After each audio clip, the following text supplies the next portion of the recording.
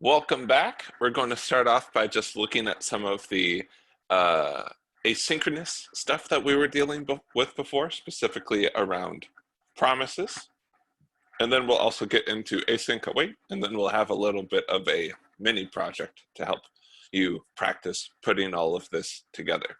And it'll actually be pretty similar to what your homework will be. We'll just be making an HTML file instead of a markdown file. But it's going to be pretty similar, so it'll be a great opportunity for you to ask questions, or if you're unsure about something, to get some help there.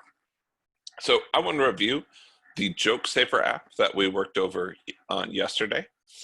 And what we have is a series of asynchronous steps. The first step being, let's go visit the API. The next step being, let's write that at the end of a file, and then let's read that file. I always like to think of different asynchronous events as being kind of these circles. So you have one after the other.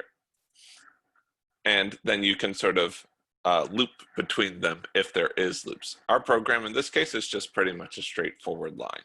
Not a lot going on around it. But the idea of, hey, we start with this first part, then we move on to the second part, then we move on to this third part, is a great way of thinking of asynchronous chains of events.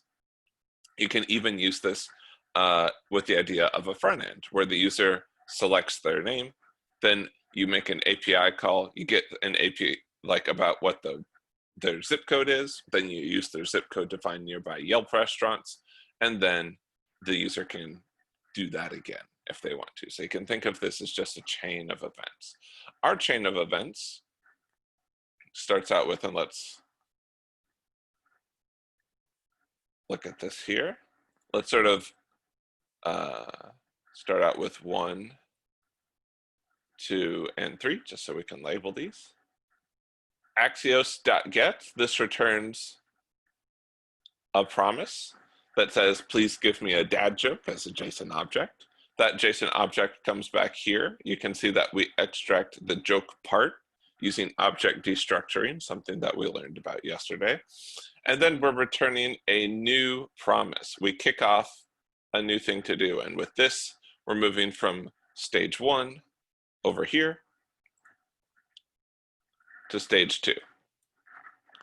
So stage 2 is all about, hey, the machine is off and it's trying to write that file. Once that happens, we move into this section. And we say, okay, now that you've done that, we don't really care about any results that you have. We're not really using anything. That's why this is blank. So a promise is not only just a value, but it's also a timing. So it can tell you, here's a value, but it also says the thing you asked for is done. It finished in some regard. So we say, cool, let's go on to the next step. Return read file async jokes.txt UTF-8. If we forget the UTF-8, we're going to get it just as raw data, the numbers that make up the different characters. So we need to include the formatting so it knows how to translate it into the appropriate characters. And so that moves us on to segment number 3 here. Now on segment number 3 is when we finally get the data that we wanted. This is going to be all of the dad jokes that we've had so far from read file async. So this is the result of that promise. And then we can console.log that out. Now, if at any point something goes wrong, we have this catch statement at the end. So if I try and reach icanhasdadjoke.com and it fails, I'm not going to go through steps 2 and 3. I'm just going to immediately jump down to this catch statement and console.log out the error, because it's a chain of events that depends on that one succeeding. If I can't read the data from icanhas dad joke, not going to work. If I get down here and I can't find the jokes.txt file because maybe I've got a typo in my program or something else, it's going to jump down to the catch immediately. And so our promises are always in one of 3 states. We can think of 3 main promises that we're dealing with. The first one is, I promise I will give you the value from icanhasdadjoke. The second one is, I will promise I'll tell you after I've written to the file. The third promise is, I'll promise I'll tell you when I've read out the contents of the file. and they'll also tell me what the contents of that was or what the joke was, etc. So those are our three promises, and therefore are kind of three different stages that we go through on those. Now we could turn this into async await, but async await is just a little syntactically different. There's not much actual difference to what's going on. They're still going to be performing the same kind of functions. There's some things that get a little bit easier because of scoping. So using something from step 1 and step 3 becomes easier, but it's not that different. It's still, you could still do it with techniques that you already knew.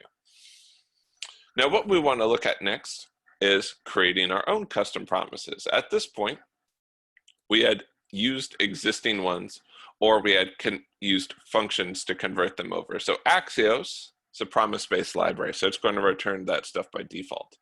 fs.append file and fs.read file don't do that, but Node has helpfully included util.promisify that can do that, change those into promise versions that return promises instead of asking for callbacks. You don't need to worry about the details of util.promisify. Just know that these lines specifically, you could also do this with write file, append file, or read file, will let you change these into things that instead of using callbacks, return promises. You can almost think of these as just separate things that you happen to know about, and this is the special invocation to do that. If you're more curious about it, you can come talk to me about it during office hours. But any questions about what we just saw here?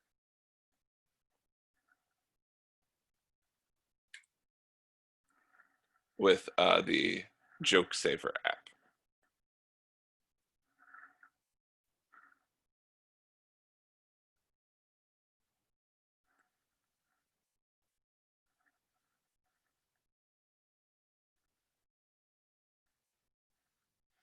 Cool.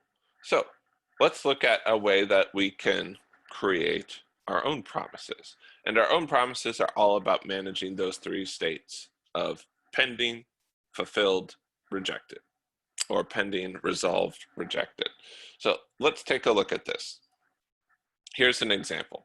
This is our own custom implementation of read file async. We're not using util.promisify to do it, but util.promisify is kind of doing this in the background.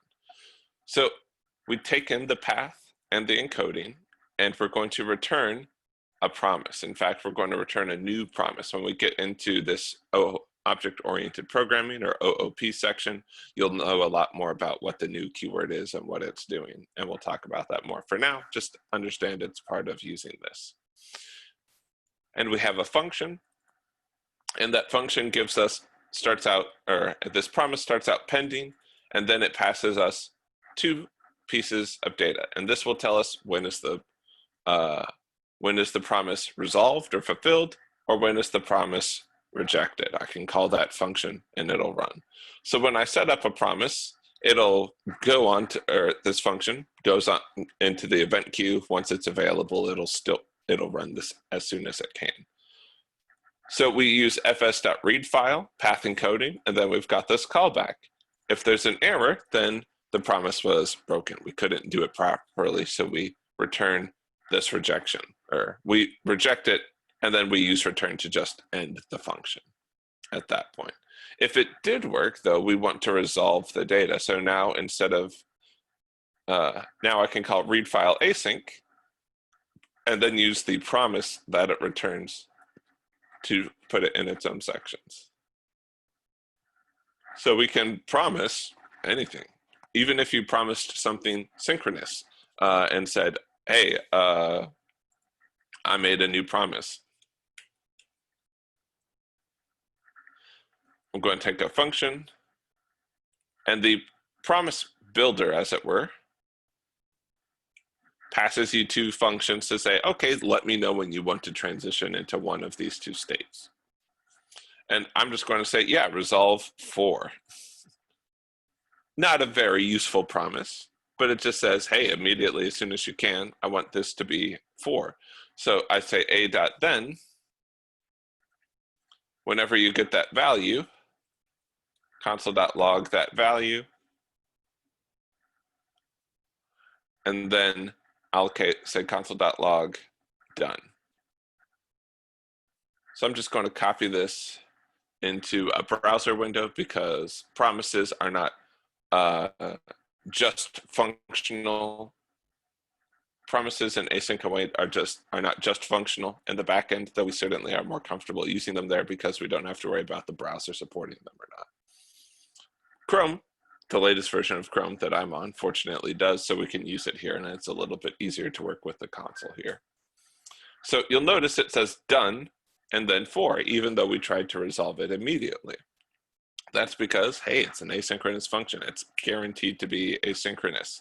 This function got put on the event queue. It says, hey, next time you've got a free moment, go ahead and resolve the number 4 for A. Then we say, hey, once A resolves, go ahead and console.log out the value, whatever this is. It's hard-coded to be 4 in this particular case. And then we say console.log done. So when we say console.log done, that happens. And then it says, let me go look at the event queue since I finished this sequence of commands. Is there anything to do? Oh, I should resolve this promise. I'm going to resolve this promise A. What do I, and it says, cool, was there anything listening for when that happened? And then we go, yeah, okay. We're supposed to console.log out whatever got resolved at that point. So I see 4 because that function runs at that point. If I chose to instead reject 4, well, I haven't handled when it errors like that. And I'm going to say reject, and I'm just going to say something went wrong. This is a bad promise because I'm always going to break it, right? So that's not great, but let's sort of see what happens.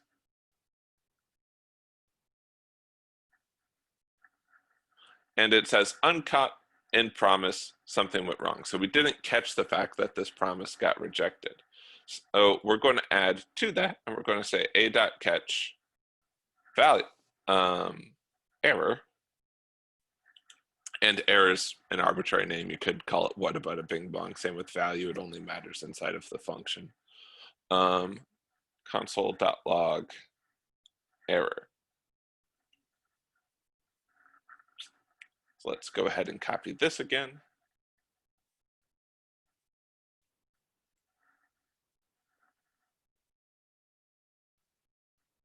Let's go ahead and refresh the page, copy this in there, and now something went wrong. And then uncaught and promise something went wrong. Let's see. Okay, we want to change that. So we're going to say a like this. We'll get rid of this. We're going to actually chain them together.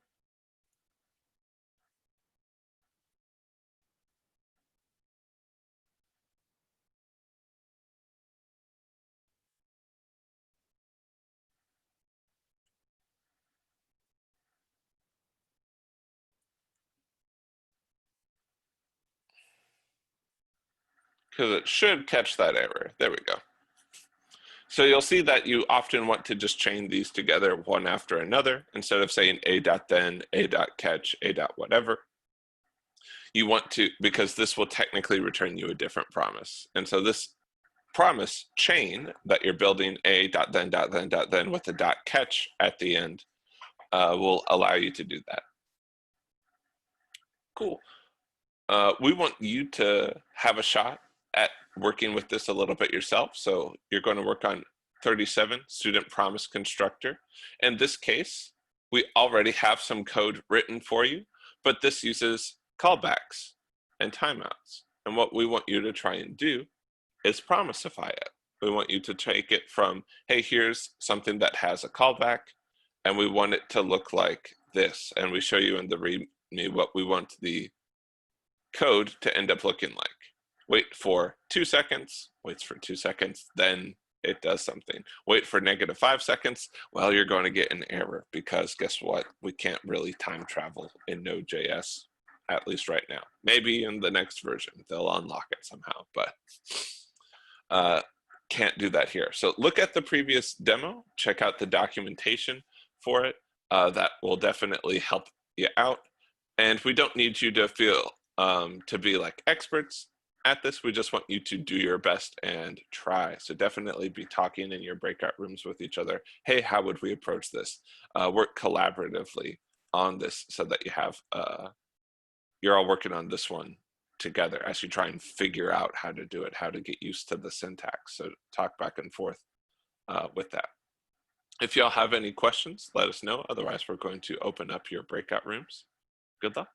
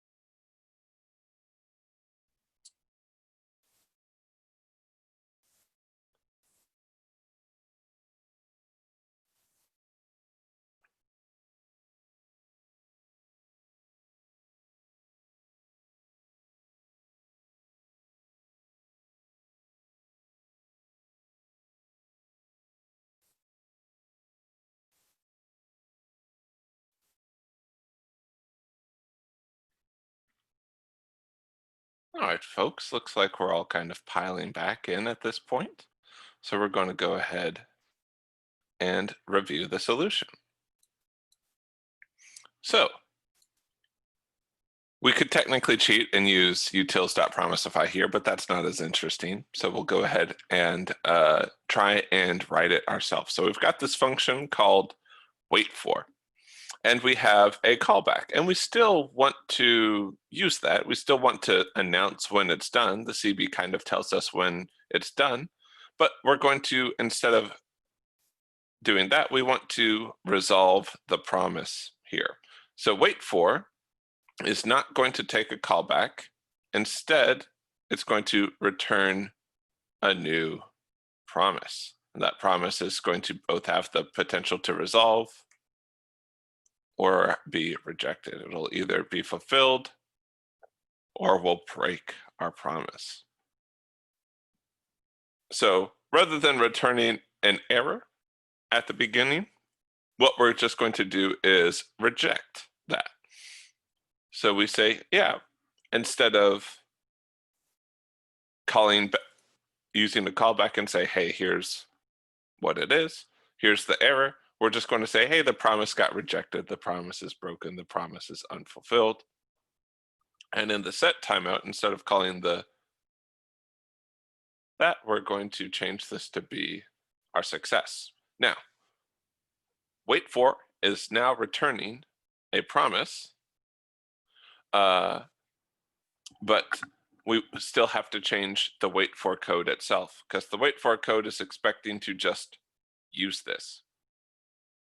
Now we've still got our if there's an error code and otherwise if there's not an error code. So we'll split these up into two parts. So we're going to say wait for 2, then we have a function that gets our message.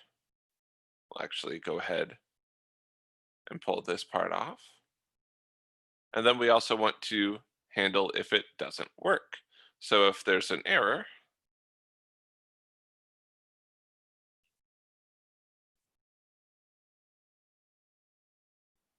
we want to console.log out that error.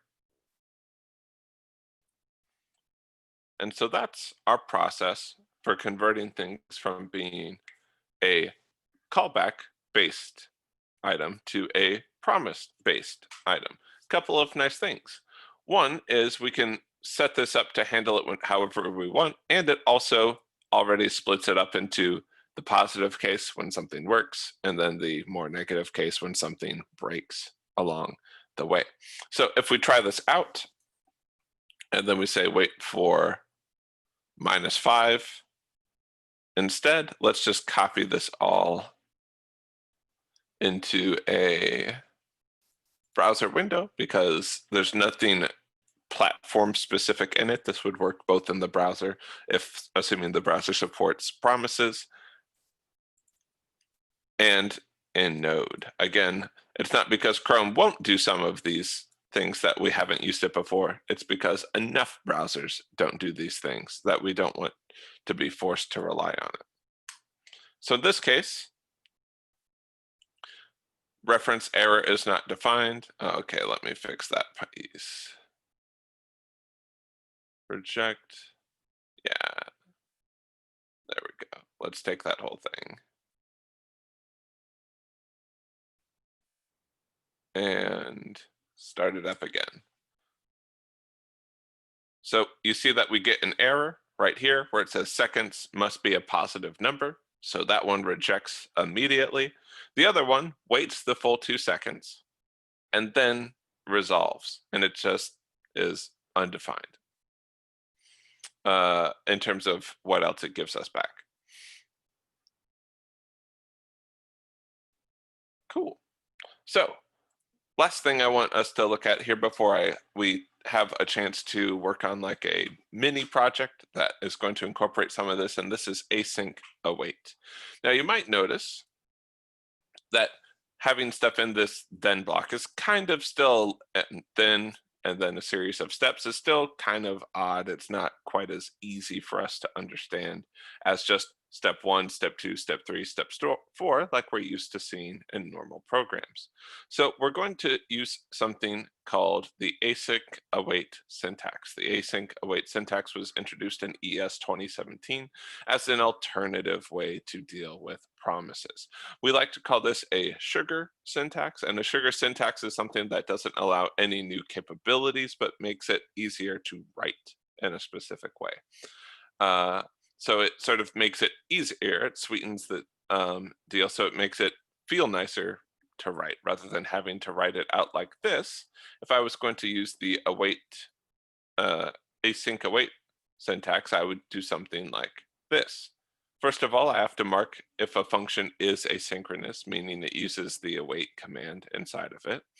And we'll just call this timer. And I'll go ahead and move these into here. And we'll just do these as two different sequences of events. So I'm going to say try to do this. Try to do this, but if there's an error, catch it out here. So when I'm using async await, I don't have a catch function. I use this catch statement out here. You can use catch and try outside of promises.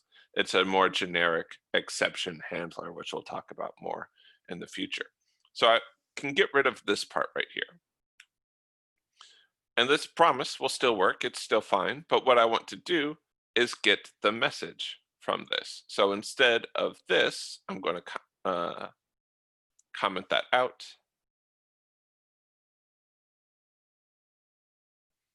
And I'm going to say const message equals await, wait for 2.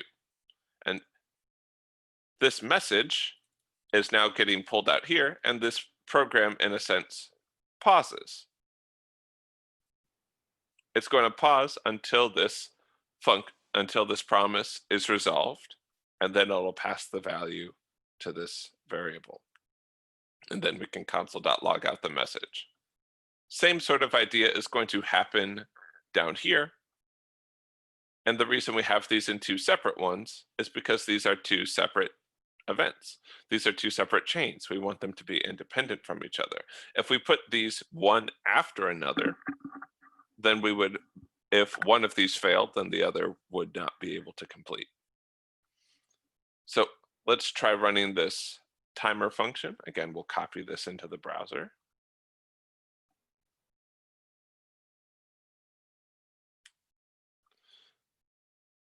And it says success after 2 seconds, and then we have this other one, parameter seconds must be a positive number. Now in this case, you'll notice that we had to wait here because both of these are inside of the same function. It won't jump ahead like we saw before because this async function literally pauses as it goes through the whole thing. So that's why we had to wait 2 seconds before the seconds must be a positive number. So if we really wanted to do this properly, we would have this be in some, like another function called timer2.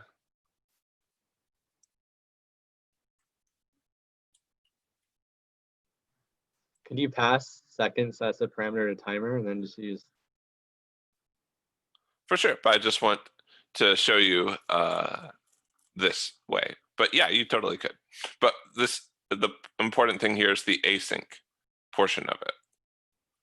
Because now if I run timer and timer2 at the same time, you'll notice that, hey, timer will pause at this point, but we'll still go and immediately start executing timer2. So we'll see that error immediately rather than waiting.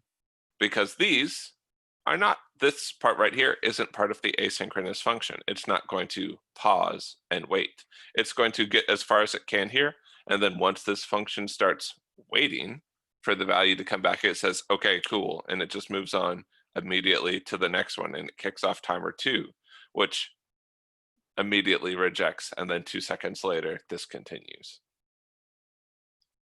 So it allows you to write these things a little bit different. Let's look at an example together in index.js here. Now this one is going to be getting a movie from the OMDB API.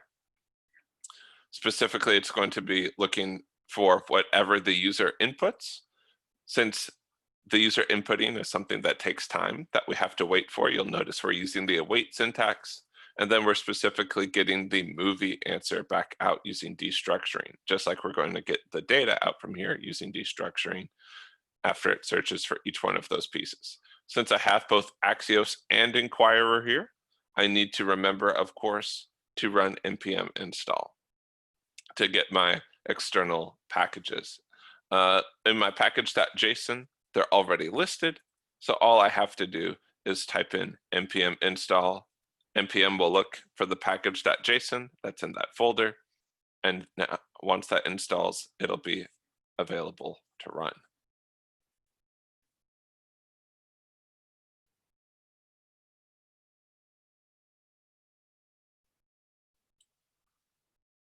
So let's search for a movie. Let's go with Frozen.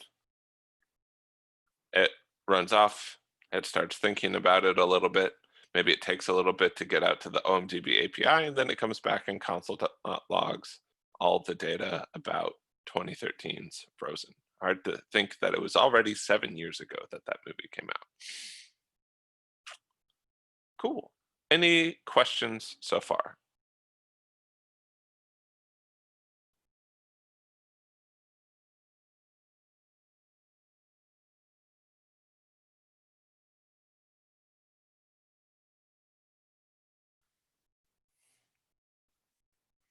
Alrighty, we're going to give you all the chance to try and do some of this yourselves. In here, we've got a bunch of different JSON files like cat.json, dog.json, goldfish.json, etc. All of these things one after another. And then we've got index.js. And what we want you to do is combine all of these different animals into one finished combined list. So we see the cat, the dog, the hamster, the goldfish, all in one at the end. We're taking these files and we're stitching them together. And we want you to use async await to do it. You start out with a little bit of code. We already promised a read file and write file for you, which is helpful. So you'll need to read all of the files, combine all of that data together, and then write it all out afterwards. Might be less code than you think, but it's a good exercise to practice all of this. If you have questions along the way, we'd love to help you out. We're going to be working on this for the next 15 minutes. Then we're going to come together, review it, and then we'll kick off the mini project that we'll be finishing up this morning to kind of give you more practice before we start talking about object-oriented programming this afternoon. Cool. With that said, good luck. Let us know if you have questions. Have a good one.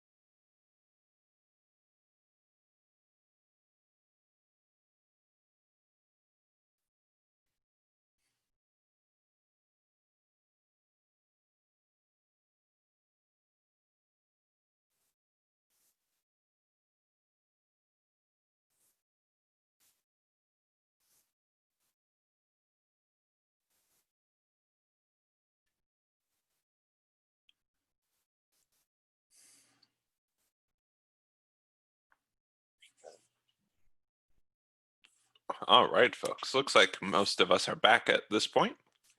So we've got these different files that we can read from.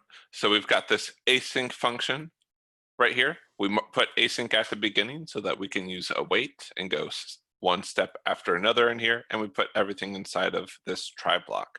Real quick, I'm just going to come down to the, if there's an error, we're just going to console.log out what that error is so that we can see it. Other than that, we're just going to keep going. So the first thing that we're going to do is we're going to go ahead and load in, let's say, the cat object. And so we can say, all right, or not cat, well, cat would be fine. Hamster, goldfish, dog, cat. Which animal do we want to load in first? Hamster. Hamster, sounds great. So let's say const hamster is equal to, well, let's read the file, read file async, and then that would be hamster.json, and we need to also specify the format of UTF-8. Now, hamster in this case is what type of value? Is it a string? It's a string. So we might want to turn that into a JSON object instead of a string. So what would we also add on top of that? JSON.parse. JSON.parse. Now, if I just say JSON.parse directly, it's not exactly going to work because reading a file is a asynchronous function. It's an asynchronous function. So what we're going to do is we're going to say like, hey, let's wait till we get it back. We'll call this the hamster. Let's actually see if we can say JSON.parse, await, and I believe we can do this. We'll make sure that we include UTF-8 over here. You're missing a C on async. There we go.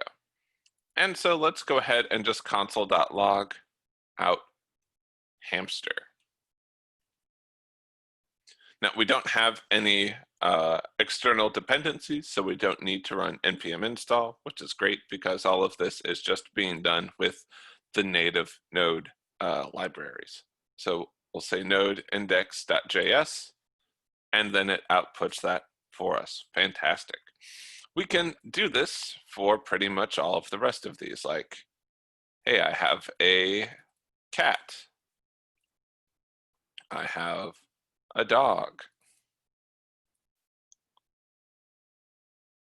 Let me grab this part, do that, and then we can do it for goldfish as well.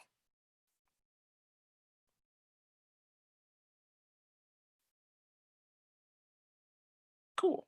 So now what we want to do is put all of these together and then write them out. So we'll say const animal JSON is just going to equal each one of these: hamster, cat, dog, goldfish, one right after another. And then we can say, all right, let's wait until we've finished writing that out. We'll call this combined.json. We'll stringify the animal JSON that we just created. And we'll even include a few formatting arguments as well, though they're not strictly necessary. And then we'll make sure that we include the type as well. Hey, this is UTF-8. And once that's done, console.log, we'll just say done. Though usually it's best to say what got done. Let's actually shift that. So we'll say successfully wrote to combined.json file. Let's try it out.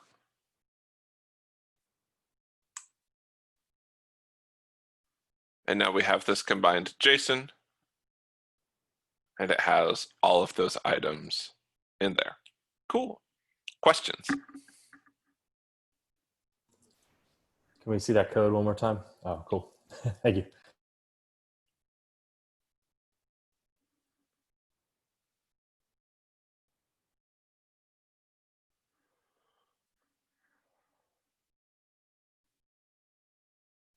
What is What the exactly is happening on line 18 with the null and the 2?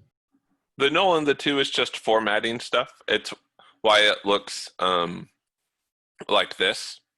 The 2 is saying like, hey, I would like 2 spaces on each new line, and then the null has to do with replacing certain items in there, which we don't want to replace anything in there, so we don't. Cool, thank you. There was another question, I believe. that was the question I was gonna ask. So okay. Perfect. Of one mind there. Excellent. Right on. So let's look at the mini project. Very similar to your homework. You're going to be working with an HTML file instead of a markdown file, and we'll be doing this basically until lunch. But let's take a look at it. So let's look. In this application, you're going to be building a command line tool that generates an HTML portfolio page based off of user input. So you're going to be prompting the user using Inquirer. You're going to be writing stuff out using the fs.write_file. And I would encourage you to use template strings to make it easier to format your HTML, etc. So the application should prompt them for their name, location, their bio, their LinkedIn URL, and their GitHub URL. Feel free to add any additional prompts you think of. I would say just try making it work with their name and location right at the beginning, and then you can add in the other questions once you've got the full process working. So try starting it out with just a few questions and then go from there. Using the data collected from the prompts, an HTML document should be constructed that has all of that information and then is output to the file system. You could call it profile.html or maybe their name -profile.html, etc. So you're going to need to use fs, you're going to need to use Inquirer, you're going to need to use string template literals, and you're going to be doing stuff with promises. Inquirer, at the very least, is a promise-based framework, and you can also copy over some of the examples so that you're working with read file async, write file async. If you need any of those, you won't really need to read any files, but it's there. So, and using string template literals, highly encourage it. In fact, I would recommend making an HTML file that is, hey, let's make an HTML file of what all of this information would look like, and then copying that into a string template literal, and then replacing the pieces with the where you're going to insert the information. So highly recommend make an HTML file first to sort of model what you want it to look like. And then you can view it in the browser, see if it looks like what you want, and then you can take that thing and move it into a template string and put in the values you would want Madlib style. So that's a great thing to start at the beginning. We're going to be working on this basically until lunch. After lunch, we'll take a brief amount of time to review it before we actually go over some new stuff related to object-oriented programming. You'll want to make sure that you do git pull so that you have all of that stuff so that you can get right to it when we start after lunch so that you have that section. Cool. If you have any questions, let us know. We'd be happy to help you out.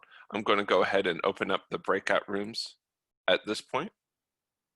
Good luck.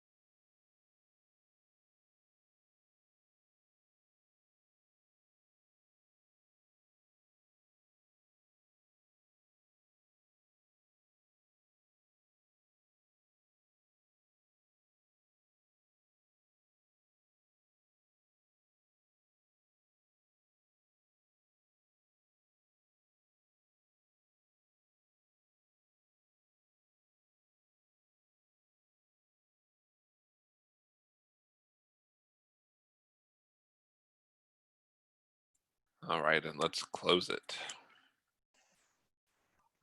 Yeah.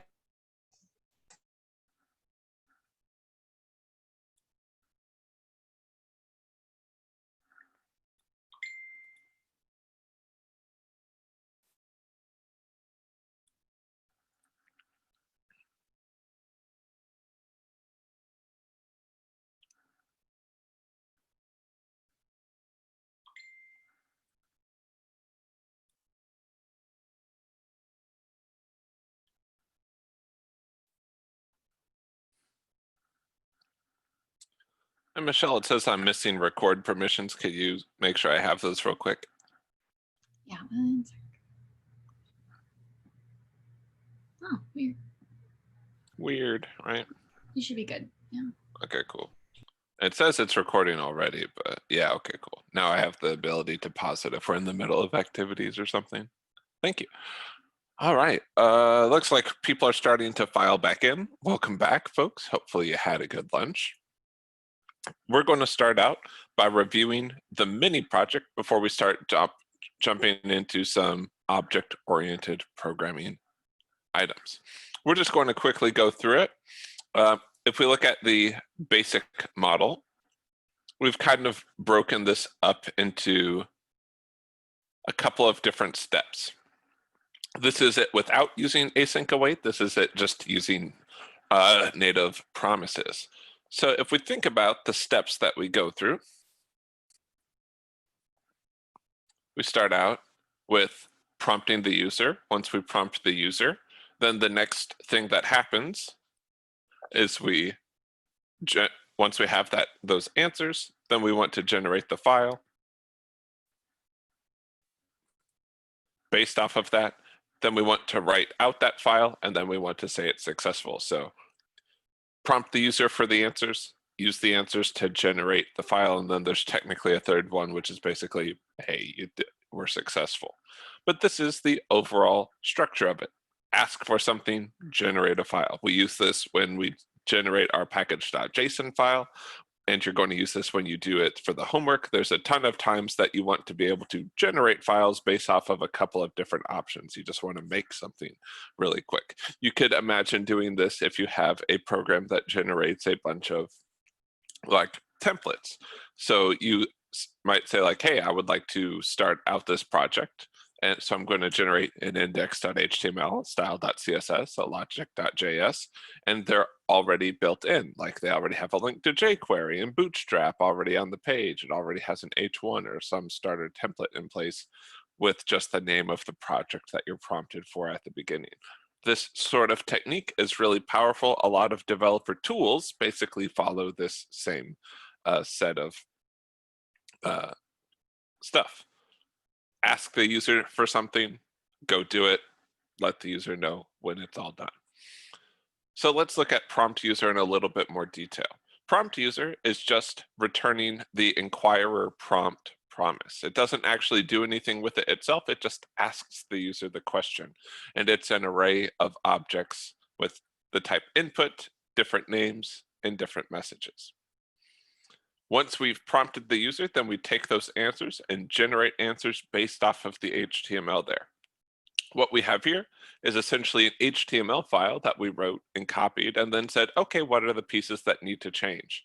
And we sort of plugged in these specific spots, almost like you're making a Mad Lib, where you just wrote out the full thing and then you took out the parts where it's available for other people to enter the item. And all of those would be there. And you can do this not just with text, you could do it with different properties. So you could be like, what color do you want the text? And if they write select blue, then you make all the text blue, other things like that. Once that's done, we want to write it all out to a file. And once that's done, then we'll console.log out that we successfully did it. If we encounter errors anywhere along the way, we're just going to console.log them out. So let's go ahead. Make sure we run npm install and just run it. And then we'll take a look at the bonus to see any of the differences before we move on. So while that's installing, let's take a look here at this one. This one changes it up just a little bit in that it uses async await. And the only real difference you're going to see is in the init function right here. Oh, it's being difficult.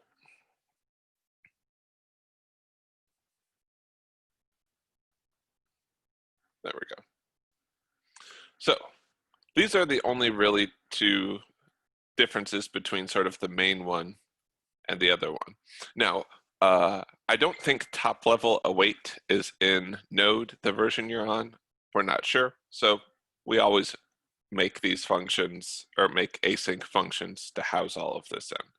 So we console.log out hi, our try catch block goes around all of this, and then inside of that, we await for the prompt user to resolve, just like we do here, and then we use the answers to generate our HTML, and then we write all of that HTML out, and then we console.log when we're done.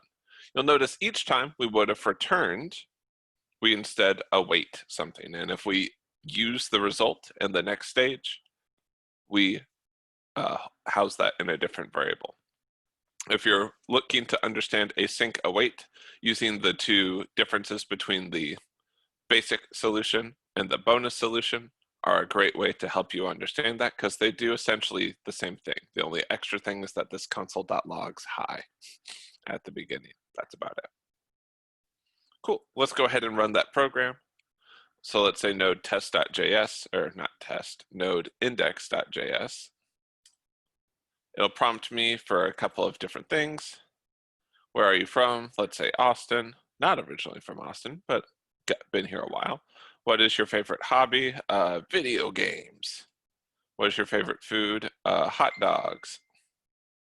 And your GitHub username. And your LinkedIn URL. I'm just going to say linkedin.com. Cool.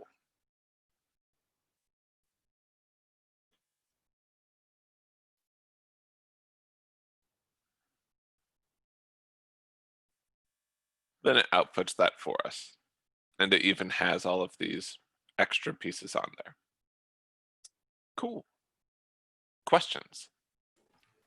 Is there a way to set that HTML file as the name of the person that they inputted?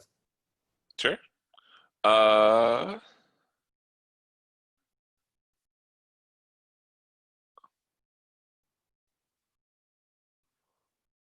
Answers dot, what did we call it? Name.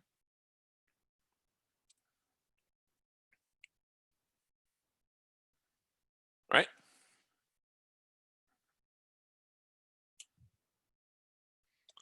It's just a string.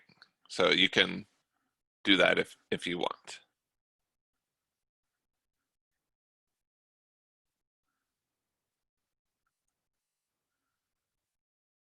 Cool, cool. All right. So for this next bit, let me make sure I've got everything pulled up that I need here.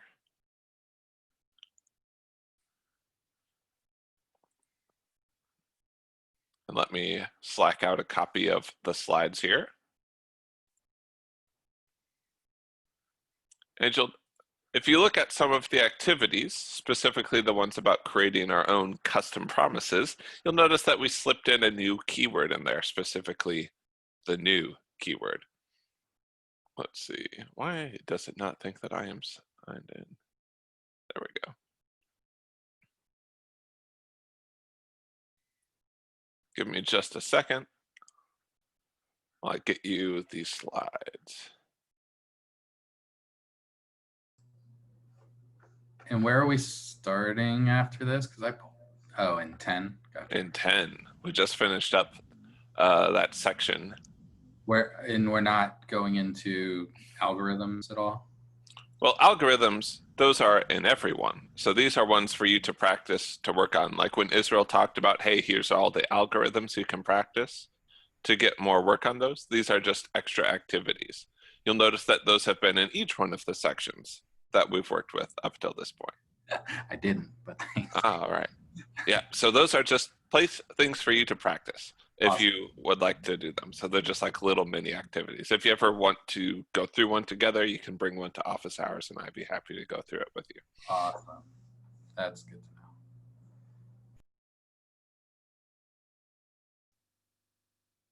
Let's see. go ahead, copy this, and we'll post it in Slack under class activities.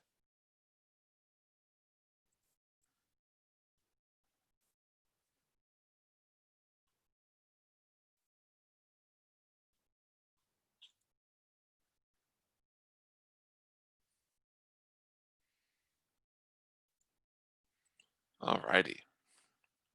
Cool, so let's begin. Let me bring this over here.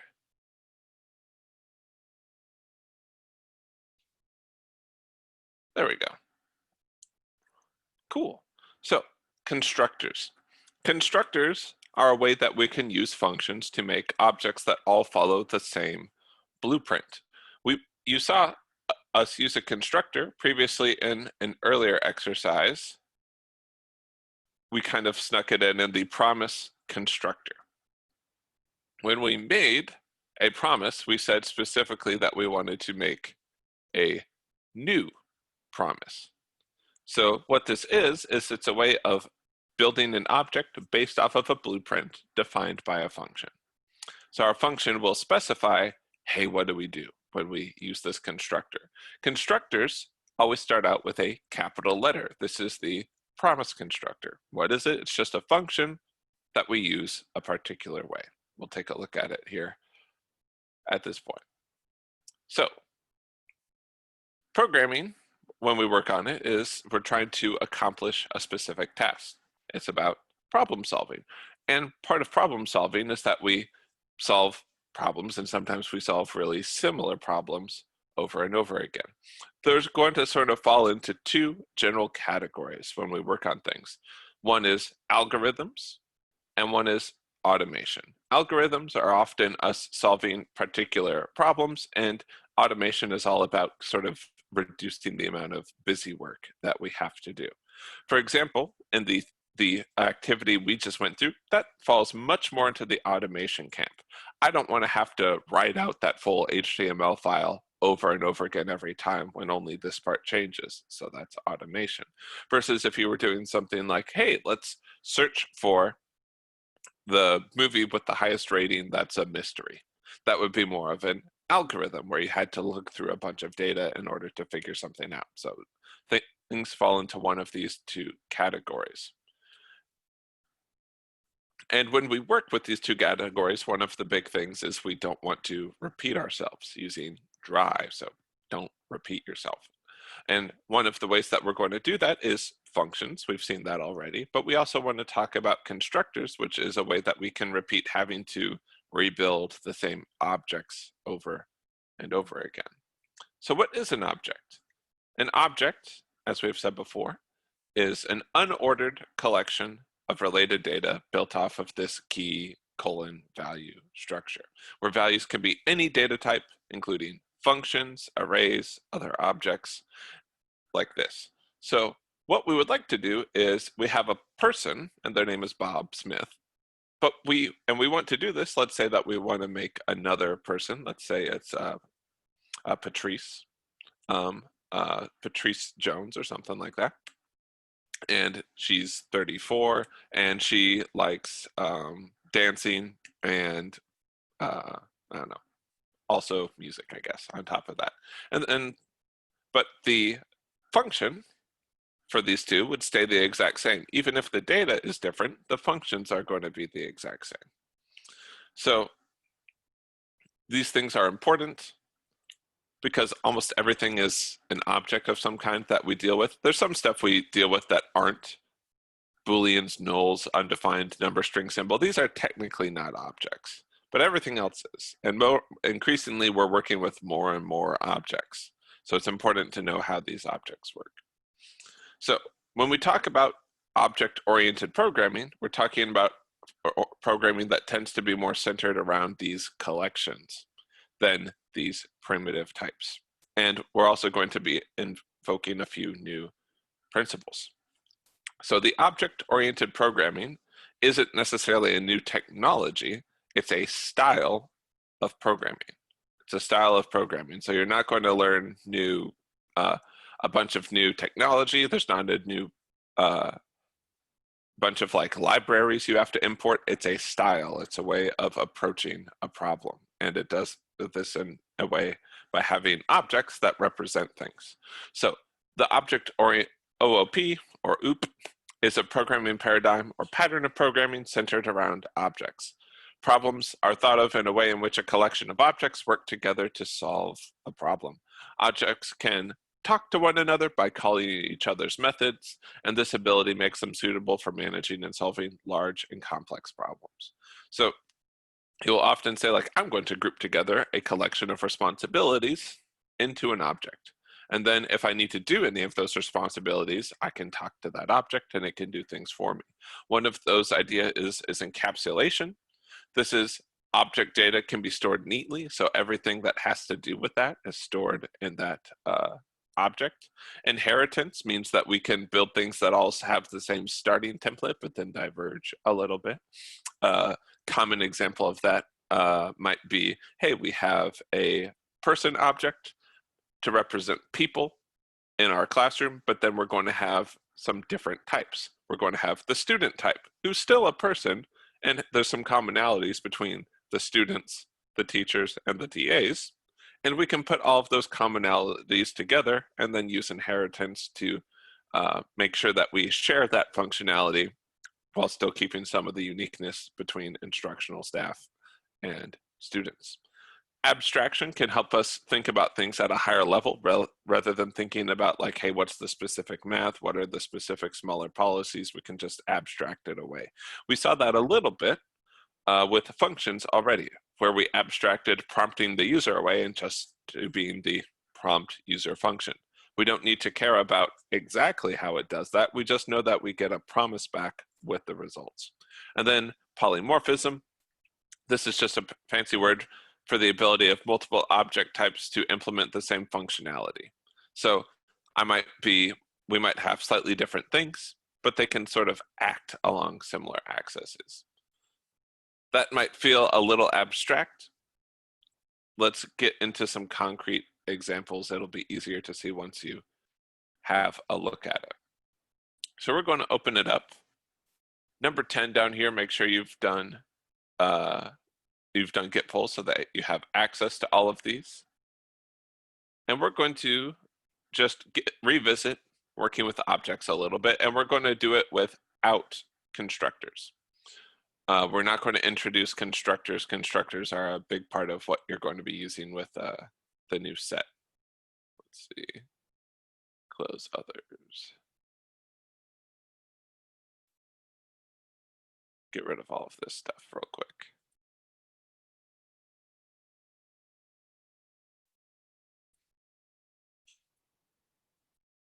Man, we went through a lot of stuff. There we go. So you're going to make a few sets of objects. One is going to be a dog object. It's going to have a key called rating, a key called noise, and a third key called make noise. Then we're going to have a cat object, which is again going to have a key called rating, a key called noise, and then a key called make noise. But the values of the first two are going to be different.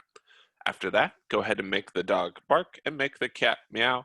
If you finish early, you can create a function called mass hysteria, which takes in both the cat and the dog objects and prints dogs and cats living together, mass hysteria. You're not going to need to use any external libraries for this. It's just making objects like we've made in the past. You can use Node to run it, or you can copy and paste it into your browser console and run it there. But you'll just be making a file for that. We're going to go ahead and take, let's look at the time for that, just 10 minutes to run through that at the beginning. After that, we'll look through that, and then we'll look at how we can start reducing some of our repetition. So how will we be able to reduce some of the repetition that's going on? Cool. So we'll open up the breakout rooms at this point. If you have questions, let us know. We'd be happy to talk to you more about it. Good luck.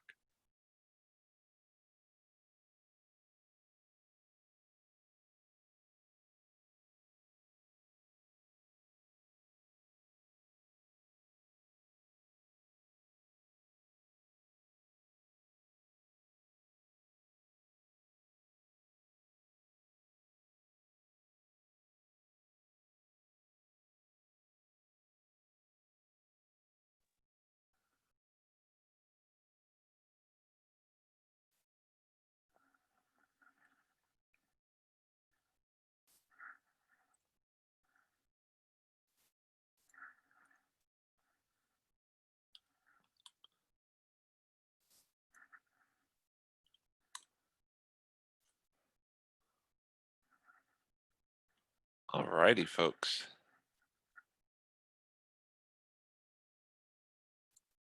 We're going to go ahead and do some literal making of these different objects.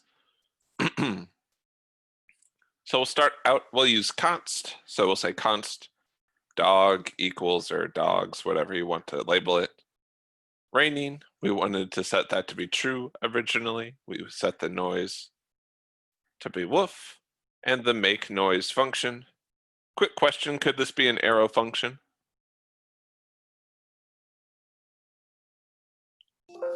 Sure. I believe so. No, never mind. No, it can't be. There we go. Because it's working off of the properties of the particular object it's attached to, can't do it, unfortunately. You could do it by forcing a bind on it, but we're not going to consider that an option. Best practice is usually to avoid using bind where possible and just use arrow functions appropriately. So this is what a dog object looks like. And we could say, all right, here's a cat, and it's similar. The values are going to be a little bit different. But for example, the method is the exact same. So I can call dog.makeNoise. I can set the cat raining to be true, and then tell the cat to make a noise as well. Then I could write a function, mass hysteria, that takes in a dog and a cat. This one can be an arrow function because it's not attached to any particular object, so we're not worried about it being a method or anything like that. So if dog.raining and cat.raining, console.log dogs and cats living together, mass hysteria. So where do we see repetition? Whenever we say don't repeat yourself, the first step of that is identifying where there is repetition. So how would we describe any repetition that we see? The cat and the dog are essentially the same thing. Yeah, they essentially are the same structure-wise, their values are just different. Anything else? The make noise function. Make noise function is identical. Yeah. And I can't really spot anything else. So something that we might do is we could have a function called make animal, let's say. And we pass in things like, hey, is it raining? And what noise does it make? And then we could return some object like this, where we say, all right, return raining will be whatever raining was, and noise will be whatever noise was. And this works to an extent. And there is some repetition, but now, even though the make noise function is exactly the same, but if we do this, we have two copies, one on the cat object, one on the dog object. So we're still repeating ourselves a little bit.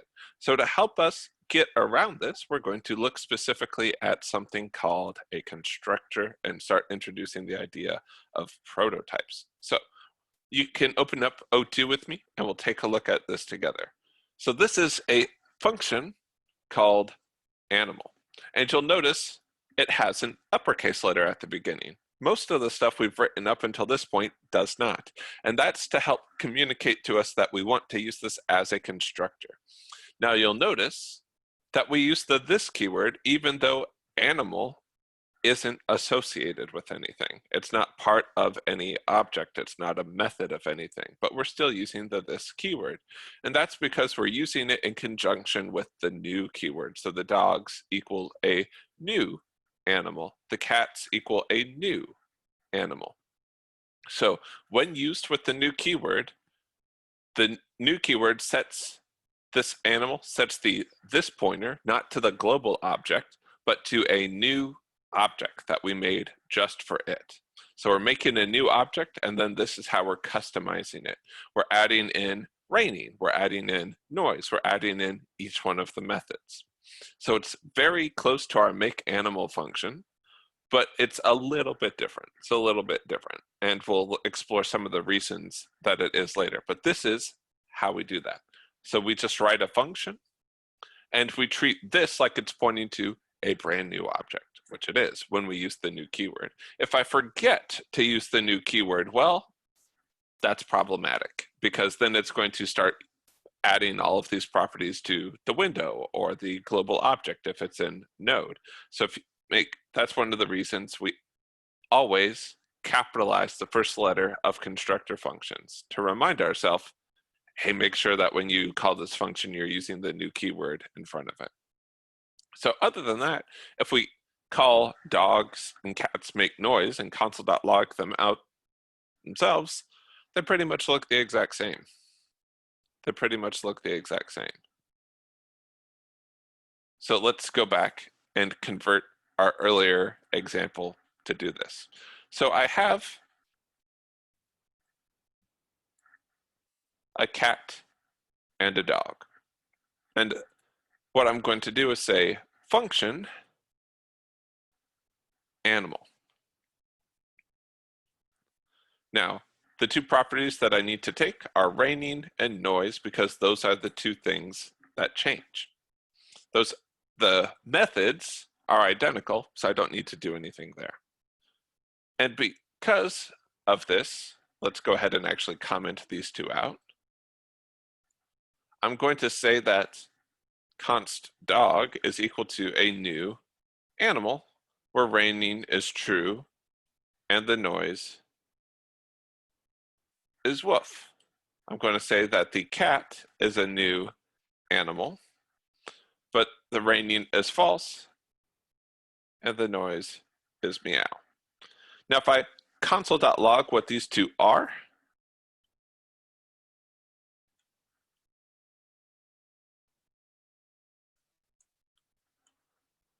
you'll see that I'm not returning anything at this point, but let's copy paste this into the browser real quick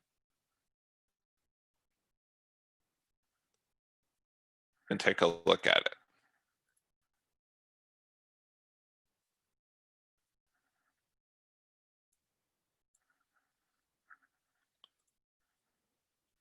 So dog is an animal, and an animal is basically just an empty object. A cat is an animal, which is just essentially an empty object. It doesn't have any properties, but it does have this special thing called a prototype. We'll talk about that more in the future.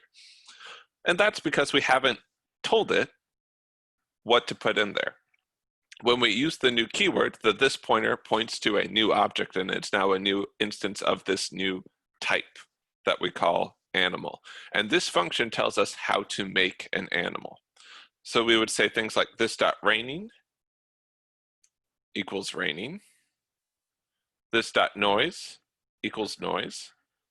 And now if I, make sure we don't include too many i's there. So now if we clear all of this out, paste that in there. Oh, I have to refresh the page because I'm using const. So now we can see that they're animals, and all animals have a value of raining and a value of noise. As you can see, still not returning anything. When we call new, we're setting it equal to a new object, and this is the function we're running on that object, almost like it's a method of that new object. So this is what lets us make new types of things, new types of objects. Like we did with promises, for example. When we made a new promise, we said, hey, I want a new promise, and then we passed in some extra parameters for it to use. Finally, let's go ahead and copy in the make noise function.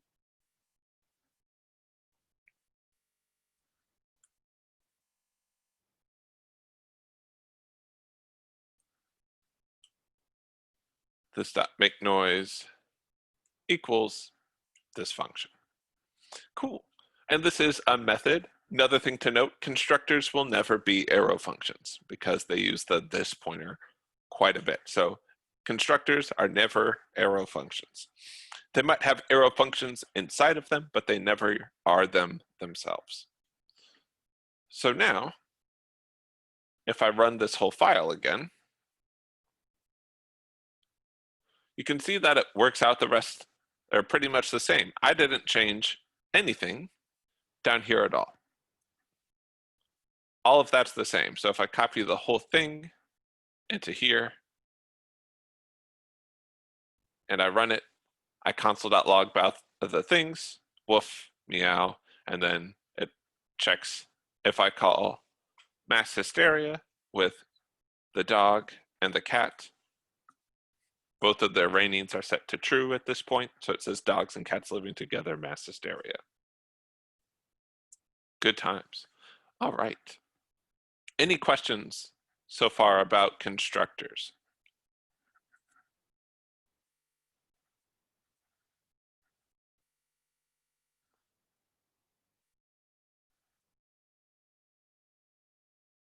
Again, it's just a way for us to make a new type of object, essentially. So this is a animal object in a sense. We're aware of what class it belongs to or what the constructor function was. We used the animal function to build this. And we used it in conjunction with the new keyword.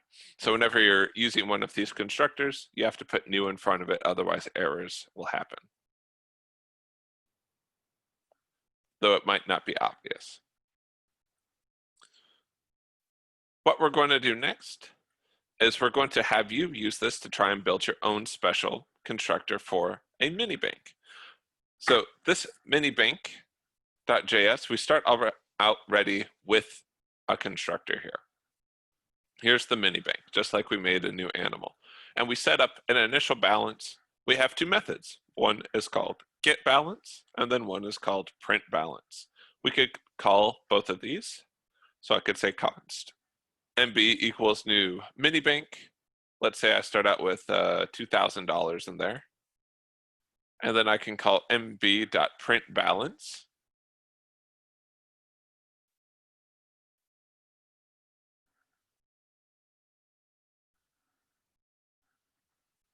Just got to wait for the terminal to wake up real quick.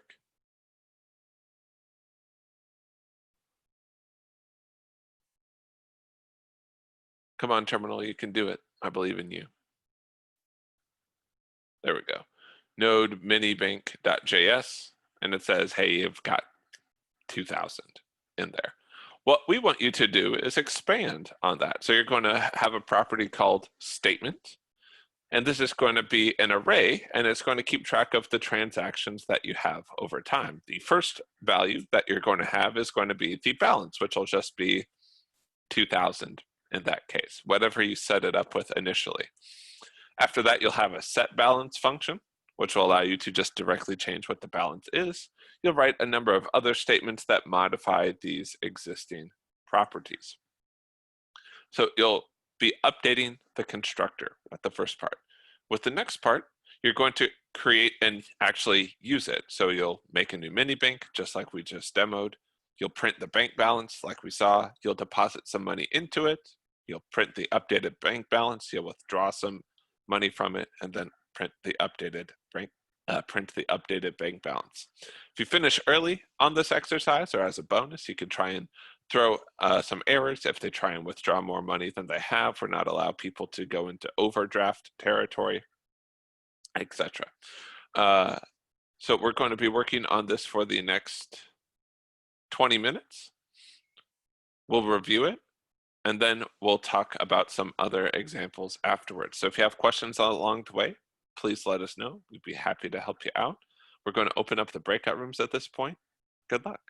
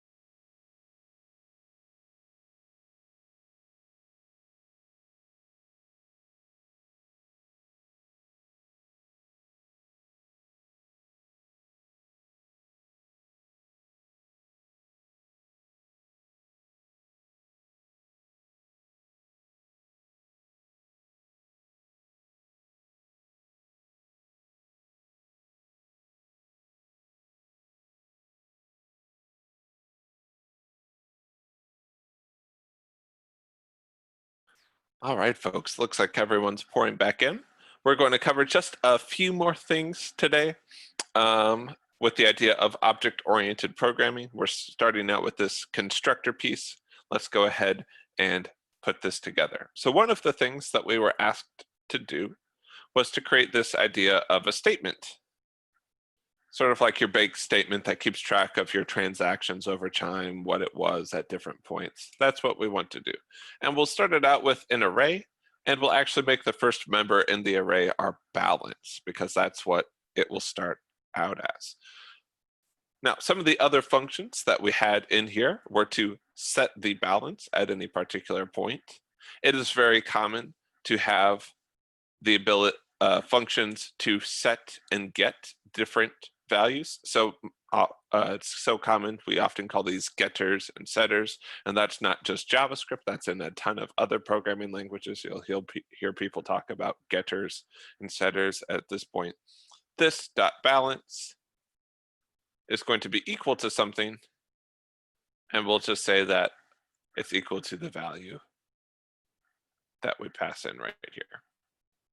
So updating the balance.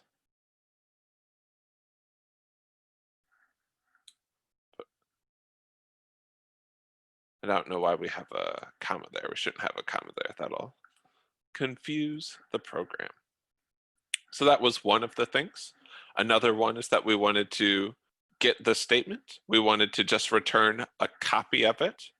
One way that we can do this is by returning a subset of it by using the slice command. So we're going to say this will leave those balance ones all up here together. So these are our balance statements. Next, let's worry about our statement, or sorry, our balance methods would be a better way of doing that. Next is our statement methods. We'll again start out with this .get statement. Now, because our statement is not just a simple number, it's an array, it's possible that we don't want to give out an array that is literally our statement. We don't want to hand that off to other pieces of the program to manipulate. So what we're going to do is actually return a copy of that. Value types like numbers, strings, booleans do that automatically. But for this one, because we don't want external things to accidentally control this, we're going to return a copy.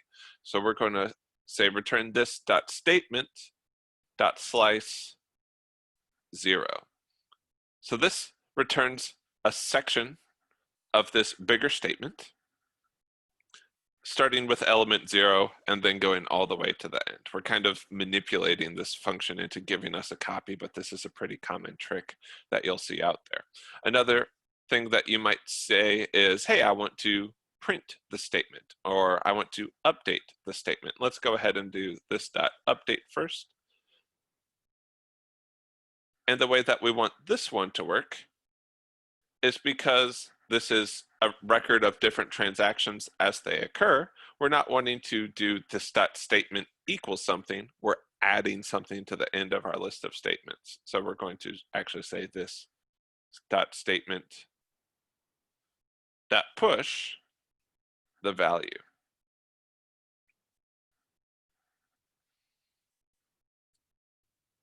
And then we'll go ahead and add in a print statement at the end.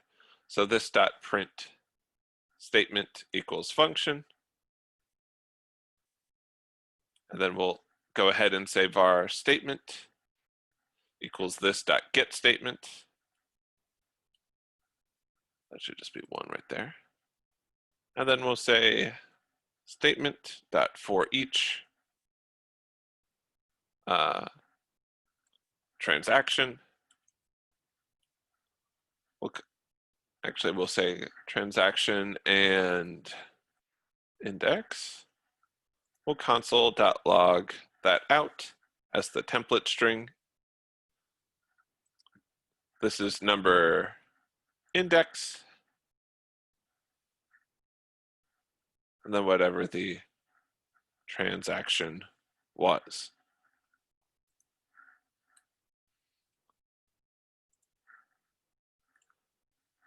So at this point, I can print my balance. I could say mb.print statement, update statement. Some of these are actually just going to be used internally by other things, but this is kind of the different things that we can do with this object. We're offering up these different interfaces for it to use. Kind of like with the console, the main thing that we can do with the console is log it. We don't care how the console gets those things there. We just want it to do it for us. Same thing we're going to see here. So let's print the balance and then print the statement. We see that we start out with a balance of 2,000 and then the 0th one is 2,000. We might decide, hey, let's actually start at 1. And so we'll just add a 1 here. Run that program again. And that sort of gets us started. Next, we want to try and say, hey, what can you do with a bank? Well, you can deposit stuff into a bank and you can withdraw stuff from a bank. So the most simple way of doing this would be to say this dot deposit equals some function value. And then to say, all right, our new balance equals this dot get balance plus the value. And then we'll update it. This dot set balance to be the new balance. And then update the statement as well with the new balance. This way we can sort of track what it is over time. So let's go and we'll even put a little message in here, console.log, that we deposited a certain amount of that value. So let's try this in here. Let's say print balance, print statement, then we'll say mb.deposit. How much are we going to deposit into, I said despoit, that's not right. How much are we going to despoit into our bank account?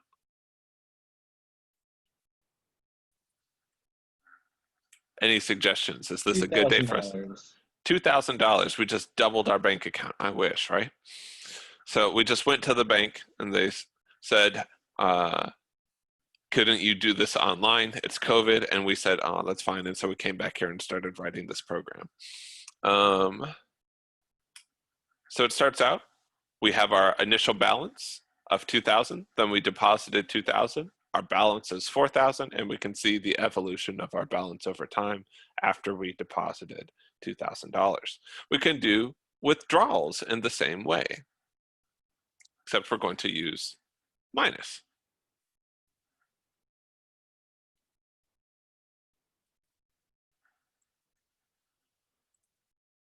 And we could start doing the same thing. Let's go ahead and how much money do we take out of our account? 400. 400. Let's run that. We start out with $2,000 in our account. Then we deposit $2,000. The balance is 4,000. Then we deposited 400. The balance is now 3,600, and we kind of see the evolution of our balance over time. Now, in the solved version that you're going to see, we do some extra things here. We do some extra protections, like, hey, let's make sure that when they call deposit that it's a number. If it's not a number, throw an error. Hey, you're using this wrong. Another thing that we do is if they try and overdraw their account, we throw an error on the withdraw. We don't have any limitations on how much they can deposit, but there is definitely a limit on how much they can withdraw. So in a sense, this mini bank now represents an object that I can work with. And I don't need to know all of the internals. I just need to know the functions that I need to work with here, which, to be fair, is mostly going to be deposit, withdraw, print balance, print statement. Most of the rest of those are pretty much exactly what they are already. So I only need to know the interface and some of the that I need to use. I don't need to know the internals, and it safeguards against me using it improperly by throwing errors. And this allows us to sort of take a step up from just organizing stuff into functions. We now are organizing stuff into objects, these pieces of data and their related methods for manipulating them. So we've got just this mini bank. You can imagine that we would represent that as part of your program. Maybe like it's a messaging service, and you can also get like internet points, which you can model through the mini bank here. And that way, you don't need to think about too much of it. You just have it available for you. Cool. We're going to see an example of this in this next weather admin section. We're actually going to go through it together because I want to talk you through some of the different pieces before we end class today. But before we do, any questions on the mini bank? Omar, How are I had a question. Yeah. go ahead. I had a question about the trying and catching or trying errors, or the where Mhm. you threw an error. Mhm. Is it better if we just throw an error, or should we like try to get into the habit of doing the try and then catch? So in this case, you only want to use a try either around like the whole application that you want to use. Like you don't necessarily need to catch it right there because it'll go up the call stack. And so whoever called the withdraw function will get the opportunity to catch it as well if it's not correct. And so they can say, oh, this error happened, here's how we handle it, for example. So in this case, we don't want to put any of that in these functions. We might do that out here if we had like, if we were doing withdraws and we weren't confident that it would work. But a lot of times we actually want those errors to get thrown because it'll crash our program and then we'll go, oh, there's an error. And we only want to catch those errors when we're shipping it to the user so that if there's anything weird, we can handle it properly. But great question. Other questions?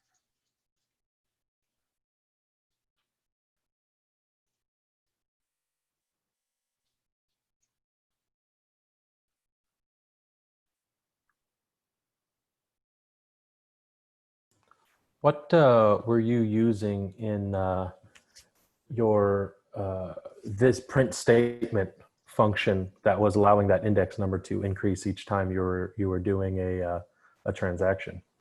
For sure, I was just using a for each loop in there. So, oh, that's the wrong one. Let's open up this one. So you'll notice for each actually passes you two objects or two things. We just usually ignore the second one. And the second one is the index of whatever it is. So if you did this with a for loop, it would just be using I as you're going through it. And then I added 1 to it, so it didn't start out at 0, because most non-programmer folks get a little bit weird when you start talking about the 0th transaction. They're like, the what?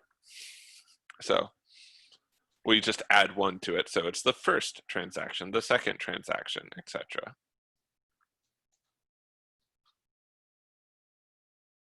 But that's just an extra parameter on this arrow function. It's being passed to you by the for each loop. Cool. So for this next one, I'm actually going to show us what we're going to be building towards, sort of a piece at a time. It combines several different facets. So you can follow along with me as we make it, and then we'll have the solution be pushed up there. Don't worry about necessarily copying everything down, because you'll get a solution. Better to sort of pay attention and ask questions if you find yourself falling behind on that front. But I would recommend going back and trying it again. Excuse me. So I'm going to run npm install, and then I'm going to run this particular program in a particular way by calling it all from the command line. I'm going to be offering command line arguments to it.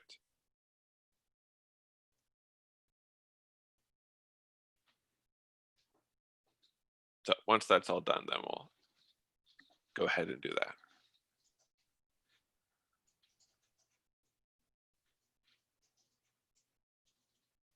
All right. So I'm going to say node, and then to run this program, I'm going to use the CLI.js program, and then I'm going to say admin. And currently there's nothing in the list, because the admin command is going to actually give us a list of things that regular users are going to do. So I'm going to say, all right, node CLI.js user, I input my username, let's say it's Bob, and I want to know about the weather in Los Angeles, California, for example. And then this goes and hits the Open Weather API, and it says, yeah, here's all of the forecast coming up for today. And you'll notice I also created a file here called log.txt. Log.txt says, hey, Bob looked up the weather in Los Angeles on July 9th. If I do this again and I say, like, let's say that Melissa is looking up the weather in, go ahead and give me a city in the US. Preferably one that's easy to spell. Houston. Houston, Texas. There's other Houstons as well, but this one's ours. So it's going to look that up for us. It takes a little bit of time to go out and talk to the database. It comes back. And if we look in our log.txt, it says, hey, look, Melissa looked all of that up. And this is also available to us on the command line. If we write node CLI admin, it'll give us each one of these lists. So this might have 2 user stories associated with it. Let's go ahead and write those down. As a user of the program, I want to find out the forecast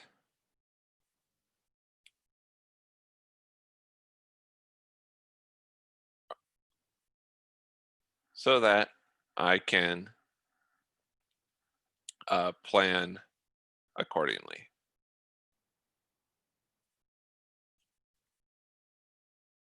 Kind of generic. And then we have another one which represents our admin as an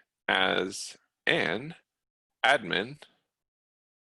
I want to track what my users are looking for, or where my users are, or what my users are searching for,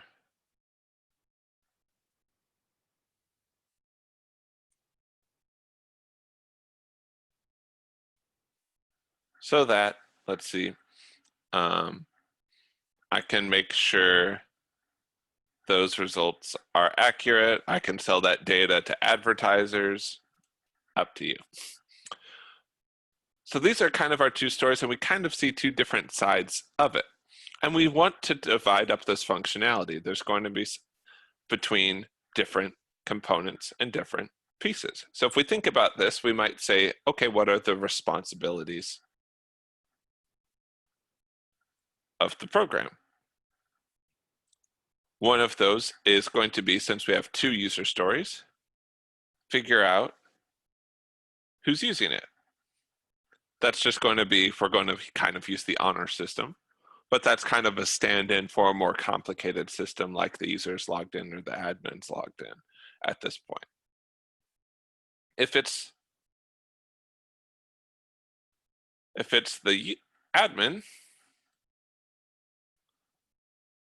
read out the results. If it's the user, search for their weather information, log what they searched for, and print out the results for the user to see. So we're starting from sort of what we want. We start from these 2 user stories, and we're building software in response to that. First of all, by looking at this. Now, what we want to do next is figure out, okay, how can I split these things up into different pieces? So I'm going to draw us a diagram to sort of help us with that. So we start here, and this is where the user enters what we're doing, and that's figure out who's using it. And then we're, depending on if they're an admin or if they're a user, we're going to do two different things. And we might have some external resources.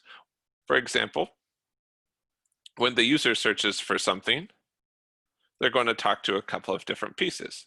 They're going to talk to our weather API, but they're also going to talk to our log because we want to record that later. So here's these other pieces that I'm potentially interacting with. So we sort of start here. If it's a user, we move them into the user section. This talks to the weather API, and it also talks to the log, and then it'll just console.log it out as well. Or we might return a promise if it was if we weren't doing this all on the command line, like it was a web server application, which we'll talk about more. If I'm an admin, I'll come over here, and I just need to talk to the log. So these are different groups of functionality. These are different modules. This is going to be our CLI module. This is going to be our user module, and this is going to be our admin module. And that's how we're going to split up the functionality. And we do that by kind of looking at our responsibilities and seeing where we can fit them on the page. Now, the version that we get is kind of broken at this point. It doesn't have everything completely done that we want done. So I'm going to go over to the unsolved version of this. Run npm install to grab all of our dependencies, which is mostly going to be this weather API. And let's look at what we got. So we start out with CLI.js. And CLI.js knows that we talk to the admin side of things, the weather admin, and it's also going to parse apart some of these things, like, hey, is this the admin or the user? What's the user's username? What location is the user interested in? Which might be null if they just type in admin. And then we make this new thing called the weather admin. Now the weather admin is its own module, and it's going to sort of shift this around, but we're going to need to change this around a little bit. Might be easier just to do this from scratch, actually, but we'll see. Yeah, so our weather admin is just going to handle this between these two different searches. So let's see, we've also got some errors on here. That should be fine. Yeah, else if we're missing that one. So we'll say else if login type is equal to user. Otherwise, we'll go ahead and we'll say console.log. This is an unsupported type.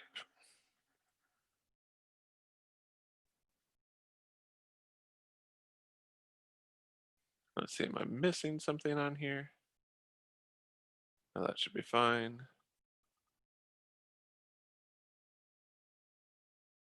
Maybe I'm missing something on here. Oh well, we'll take a look at it in a little bit later. So let's look at the weather admin.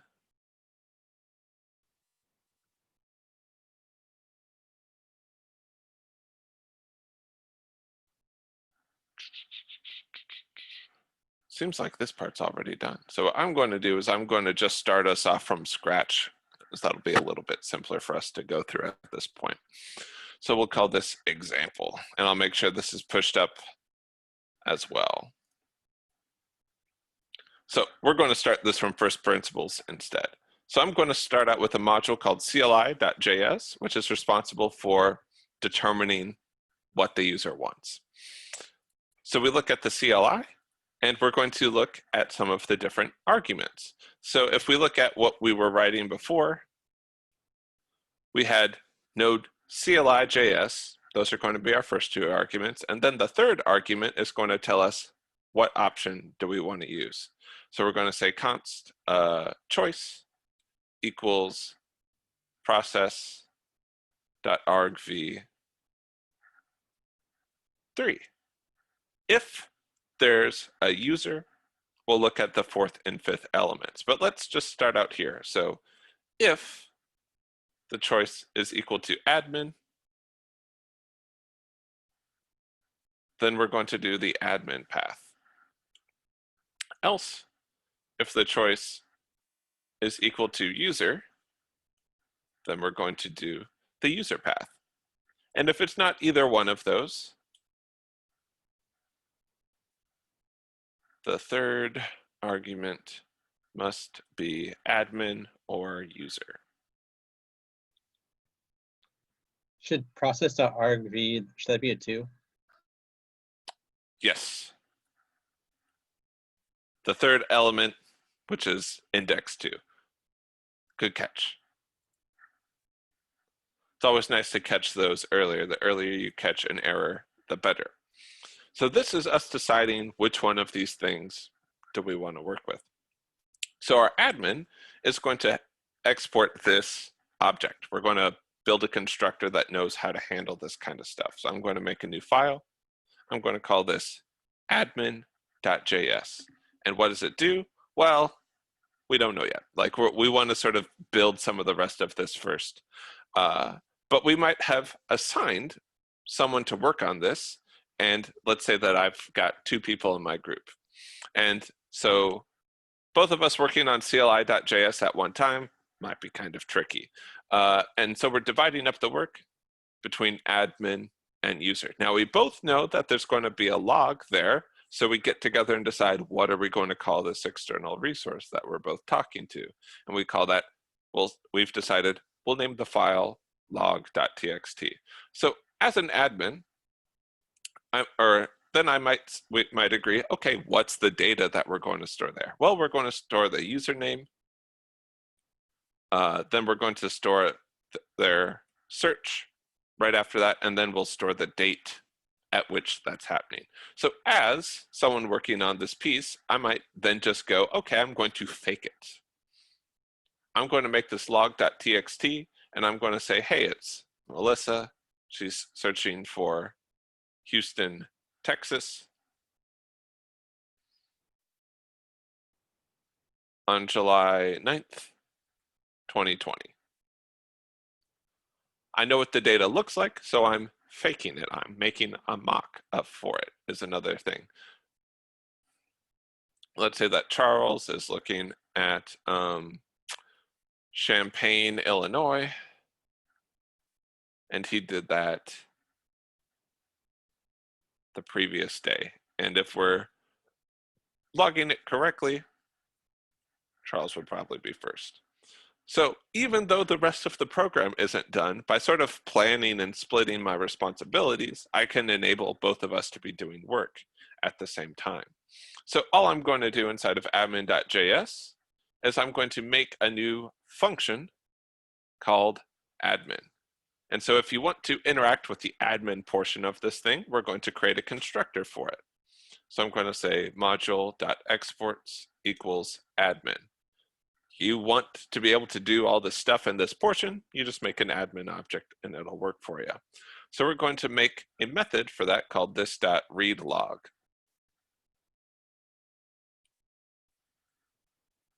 And what is this going to do? Well, I have my own dependencies. I need to talk to the file system.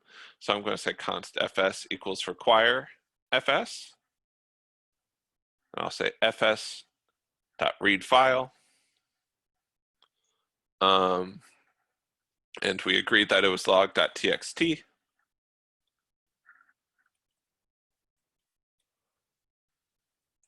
And for now, we're just going to spit it back out. Actually, let's change that up a little bit. Let's say const util equals require util.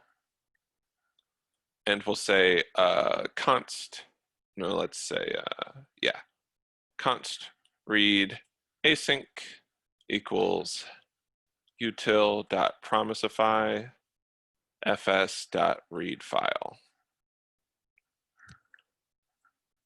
And so in here, I'm going to say, all right, return read async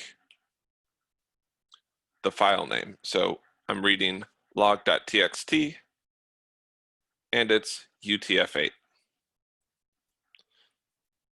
So this module is now kind of prepared at this point, and I can use that information elsewhere in my program. A great way for me to do that is I might say, I'm going to make a file called test.js.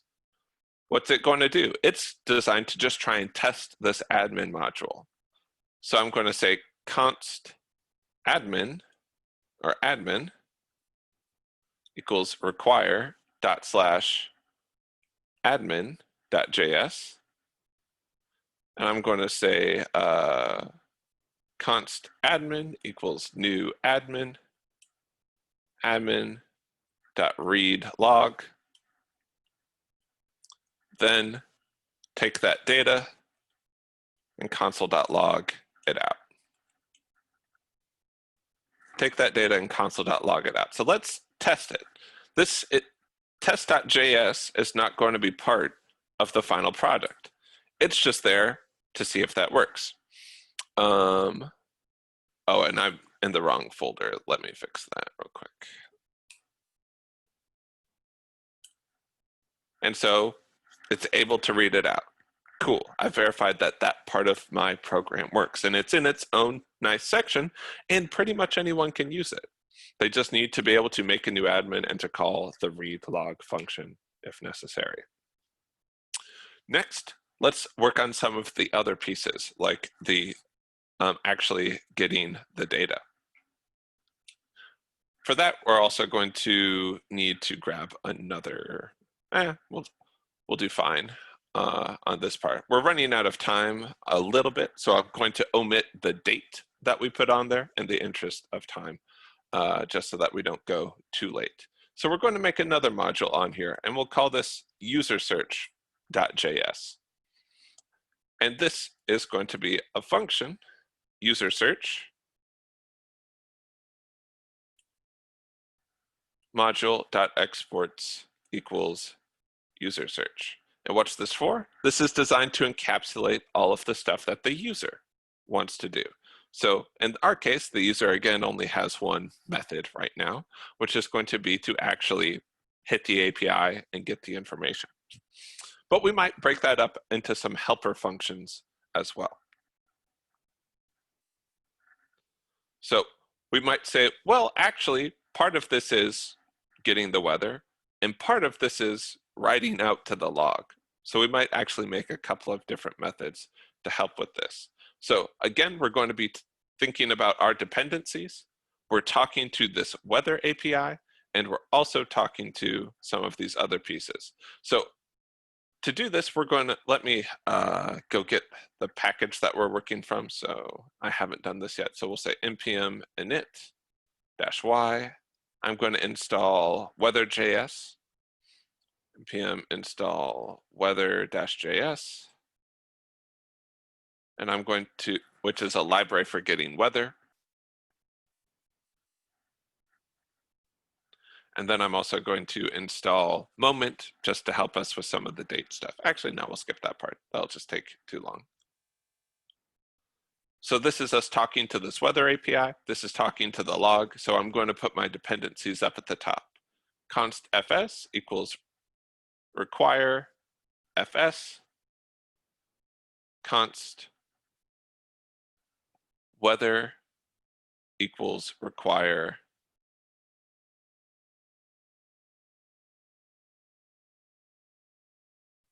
weather. Cool. And I'm going to make two methods here. One is going to be called get weather,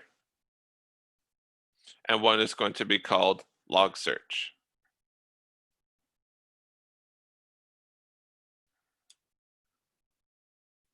Function search.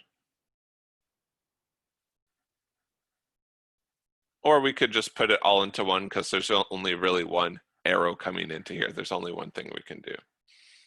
So let's see. We'll promisify this a little bit too. Const util equals require util, and I'm going to promisify appending. So const append async equals util.promisify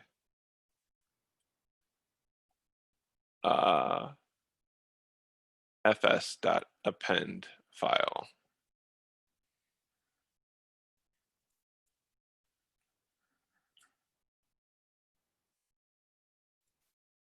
I will technically move all of this dependencies up here too.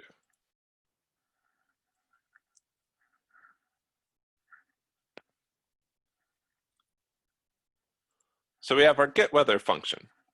The first thing that we're going to do is just append the search here, depending on who's asking. So we might ask some other stuff on here too. So let's see. This is a tricky thing. You have to decide where you want to put that information. That's always one of the fun parts of this is you're like, where do I put the functionality?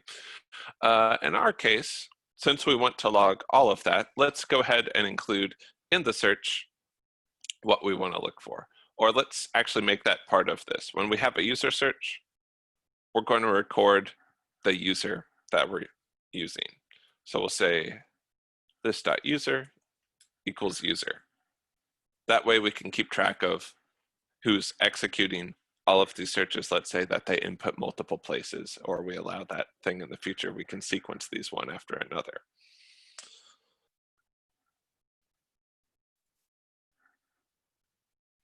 So we'll say append async. Let's see the name of the file, which will be log.txt. The next is the data that will go in there, which is going to be the user plus comma plus the search itself.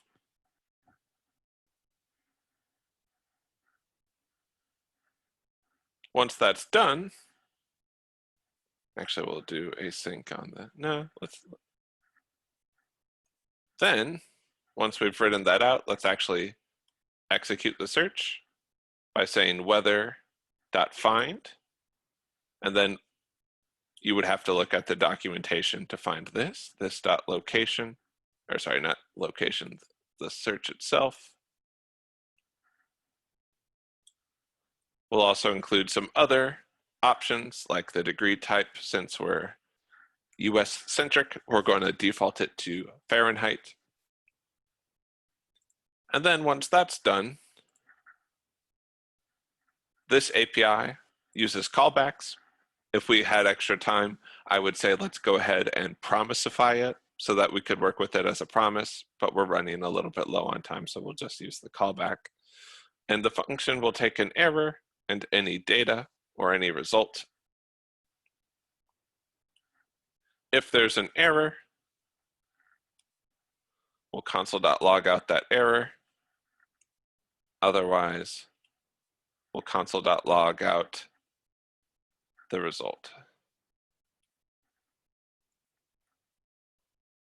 Tell you what, during office hours later when we have time, we'll switch it over to a promise version of that so the rest of the system can interact with it all right. Cool. So we've got a user search and an admin.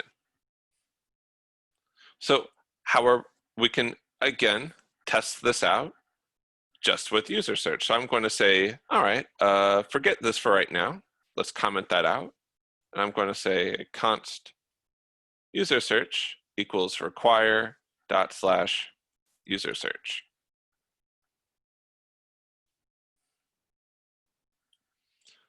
And so we'll say const us equals new user search, and we'll say that I'm the one looking. I'm the one looking for this stuff. And then I say us dot get weather in, let's say, Los Angeles, California. And so now I'm going to run that test.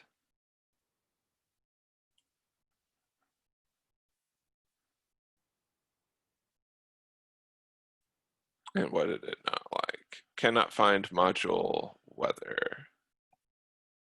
Let me double check that inside of user search. Oh, my bad. There we go.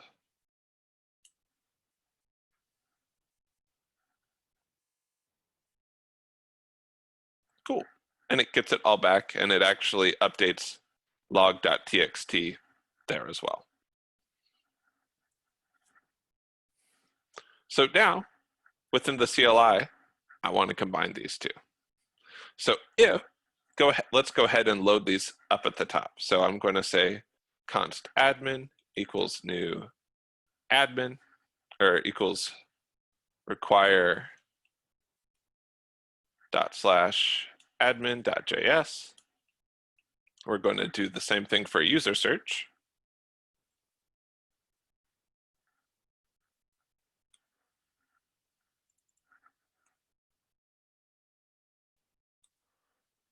So if the choice equals admin, we're going to say const a equals new admin, a dot read log, then take the log and console.log that out, or the, let's say searches. That's probably a better way to do it. If the choice is equal to a user, we're going to say const user equals new user search. Those variables are going to be determined based off of some of these other pieces.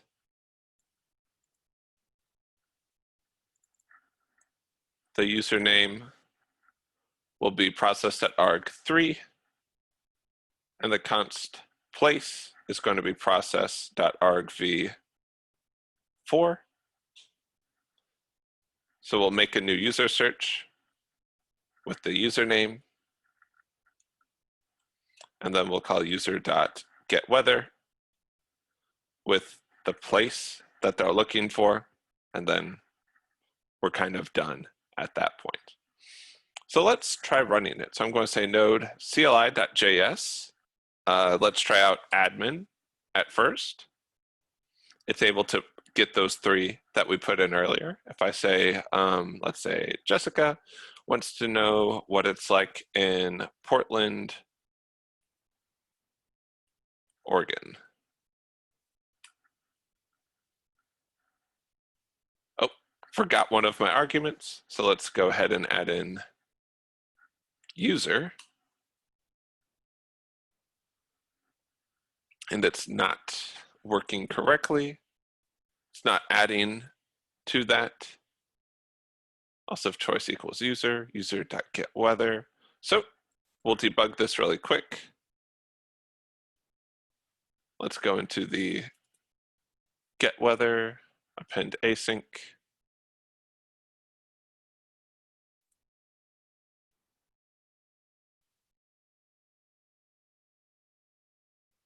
That should work correctly, or it should at least give us a result. Oh, I bet I didn't save it. Let's try that again. There we go. We get all of those pieces of data, and we get in the log. Unfortunately, I have a little bug where it has to go on a new name. It'll be there. Cool.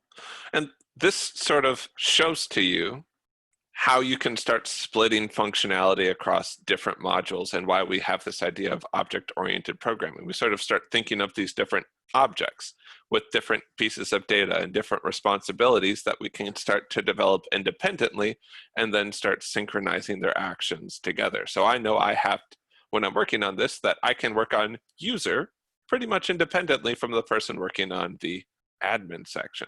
So we can both be tackling different parts of it, and we know that we've broken up our different programs, and once those are both done, we can integrate their results together inside of the CLI module. But we're writing little test programs along the way to make sure that they work like we agreed to. Questions?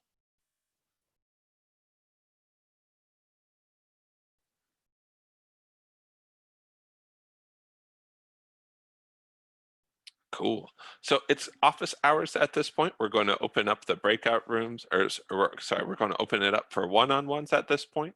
And just a little bit, I'm going to be going through, and we'll be looking at how we can promisify a little bit of the results. We might reorganize some of how we have this here. And after that's done, I'll make sure that's pushed up to the class repo so y'all have an example of that particular activity. But the main thing I want you to know is going through the process of building this diagram and then starting to look at, hey, how do we start splitting up our program into different pieces? If you're curious about the Weather.js API, you can learn more about it or ask me about it. I'd be happy to answer it. But we're going to open it up for one-on-ones. I'm going to go get some water real quick. I'll be back in 2 minutes and we'll continue kind of working on this, improving it. Yes, it works, but we'd like it to work even better. So we'll see you in about 2 minutes.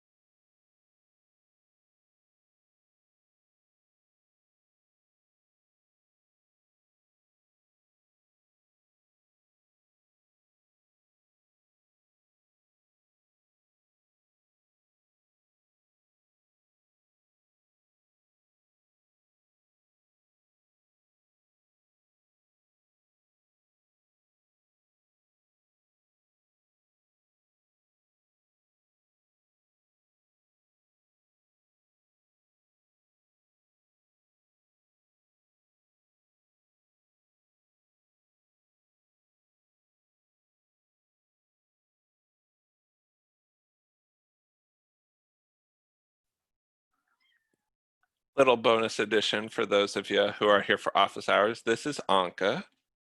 We just got her, and she's very, very cute. And unfortunately, she still has a little bit of the sniffles. So I'm going to have to take her back. But this is a new kitten that we got the other night. So Real cute. we're very happy about that one. And now she's trying to run off, I think. She's a very adventurous one.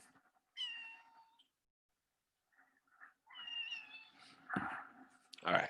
Well, I'll be back in just a second. I got to hand her back off to my wife, but I wanted to show her off really quick.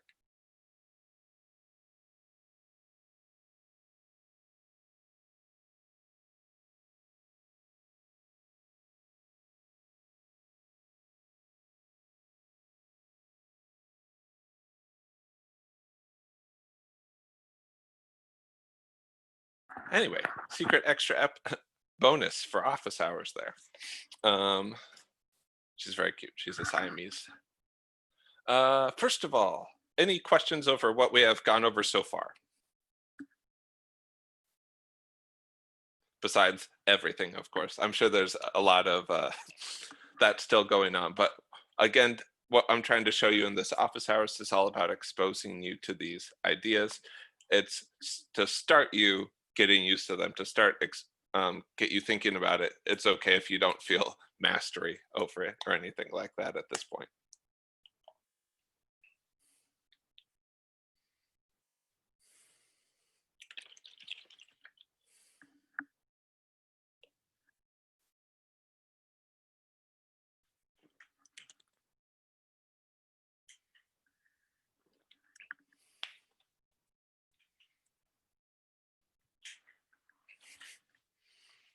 All right, if there's no questions, then I want to continue working on this a little bit and we'll talk about it.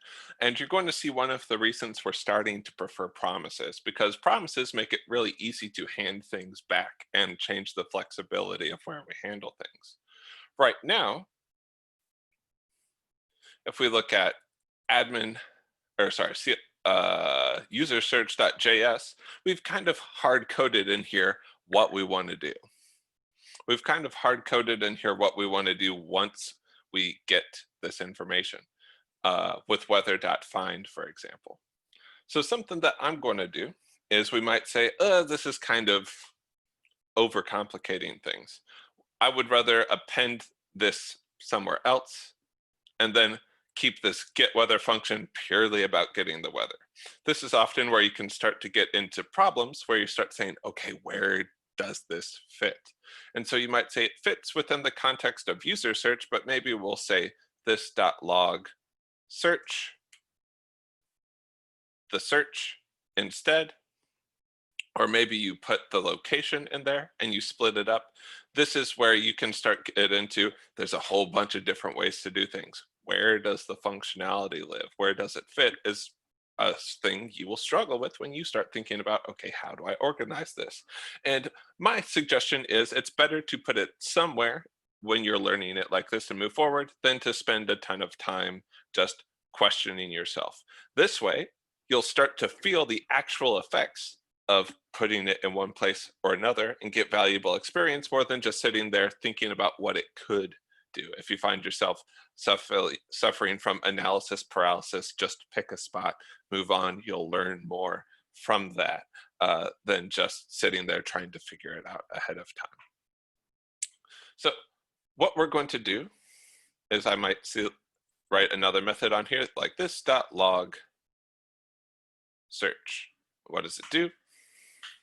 It just takes in the search of what we want.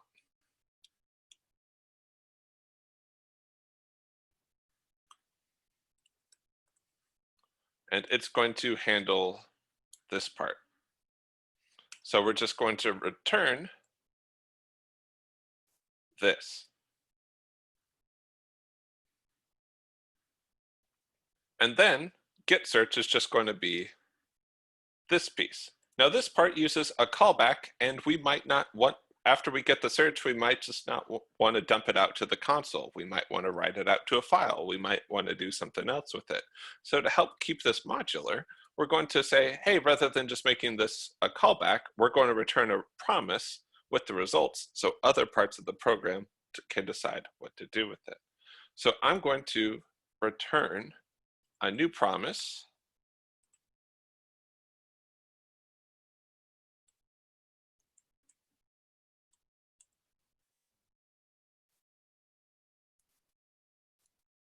And inside of that promise, I'm going to call the weather API.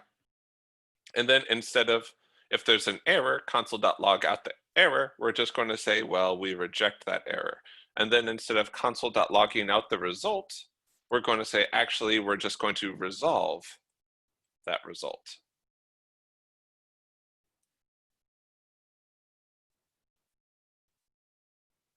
And so now user search has two methods, one of which will log, one of which will get weather. And the nice thing about them is that they both return promises, so the rest of the program can easily sequence these together, especially if we start using async await. Let's go back to CLI.js and change this up a little bit. So we're going to come here, get that user, and we're going to say user.log search, the place, and then after that, we're not going to use the result of the log. We're going to take the user weather, or get the weather, and then we're going to take that weather and console.log out the JSON.stringified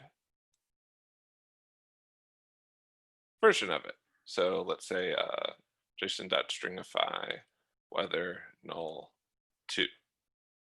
And this is great because now the weather doesn't need to care about the console. It doesn't need to care where it's outputting this information. It just says, here's that info, rest of the program, do with it what you want. And we could actually rewrite this to be a little bit easier. So we could, because of this is a sequence of events, we could even say return user.getWeatherPlace, Then we would tack this on to the end so we can see it's a sequence of events. Or if we're willing to do async await here, we could wrap all of this up in a function. So we're going to call that function run search. I'm going to say function run search, which we'll define above here. And the reason I'm doing that is so that I can mark this as async up at the top here.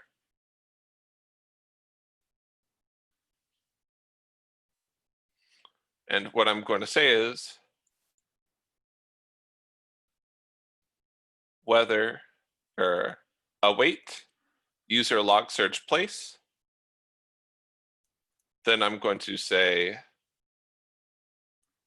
const weather equals await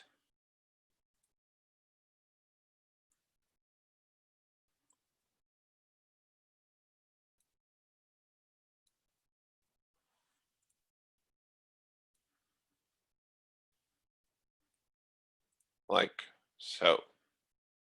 And this makes it a little bit easier to understand while still keeping all of our modules pretty well defined. So when we run the search, we grab the process and the username. We say const user. We await until this. And then we,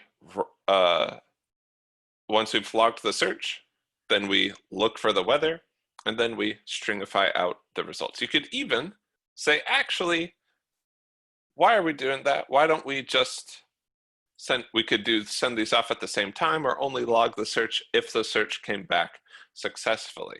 Now, because we're using async await, we're going to put a try catch around this.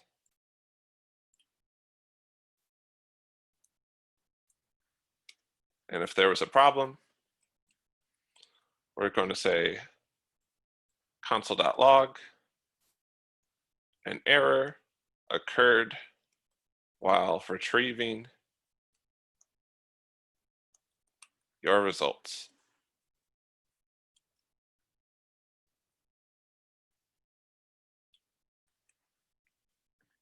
And another great thing is if we want to change the formatting of this message, right now we're just jumping it down here with stringify. We're like, here's the weather, figure it out. We can change that. We can say like, oh, and without changing any part of our user search, we can have all that formatting be in a different module, which means I'm not getting Git conflicts because I'm not changing the same file over and over again. So this enables multiple people to work on this project in a bunch of different areas.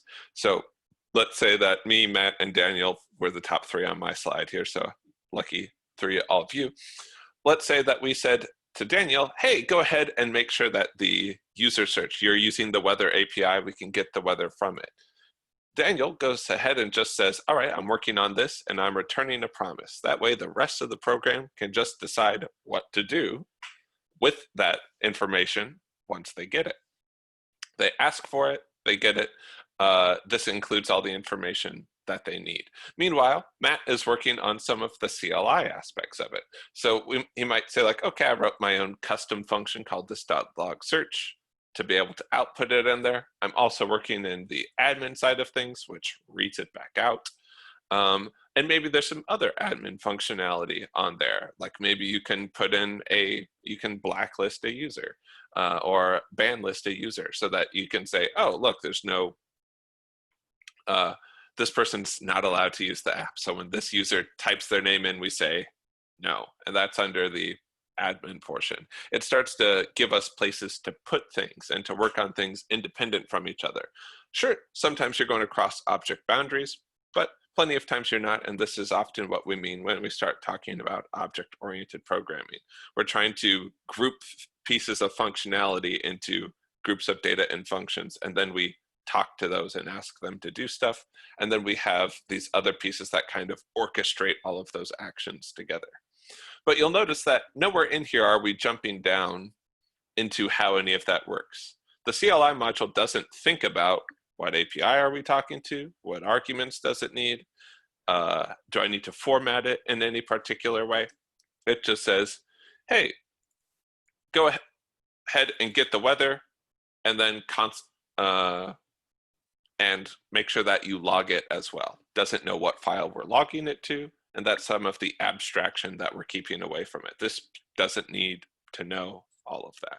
In fact, if we wanted to, we could even just make a whole log module that handles that for us. So it's starting to build this into bigger and bigger pieces, and that's part of why we're starting to use constructors and these objects so that we can build things out of them.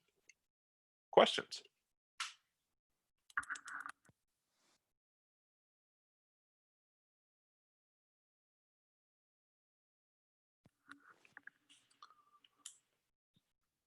I don't really have questions yet. I still need to like rewatch this and think about it.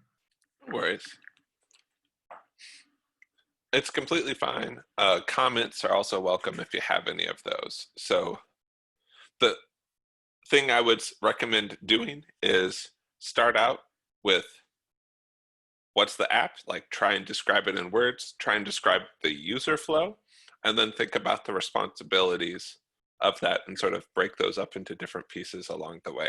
It takes a bit to get used to, but this is part of the art of programming, because we could have divided this up differently.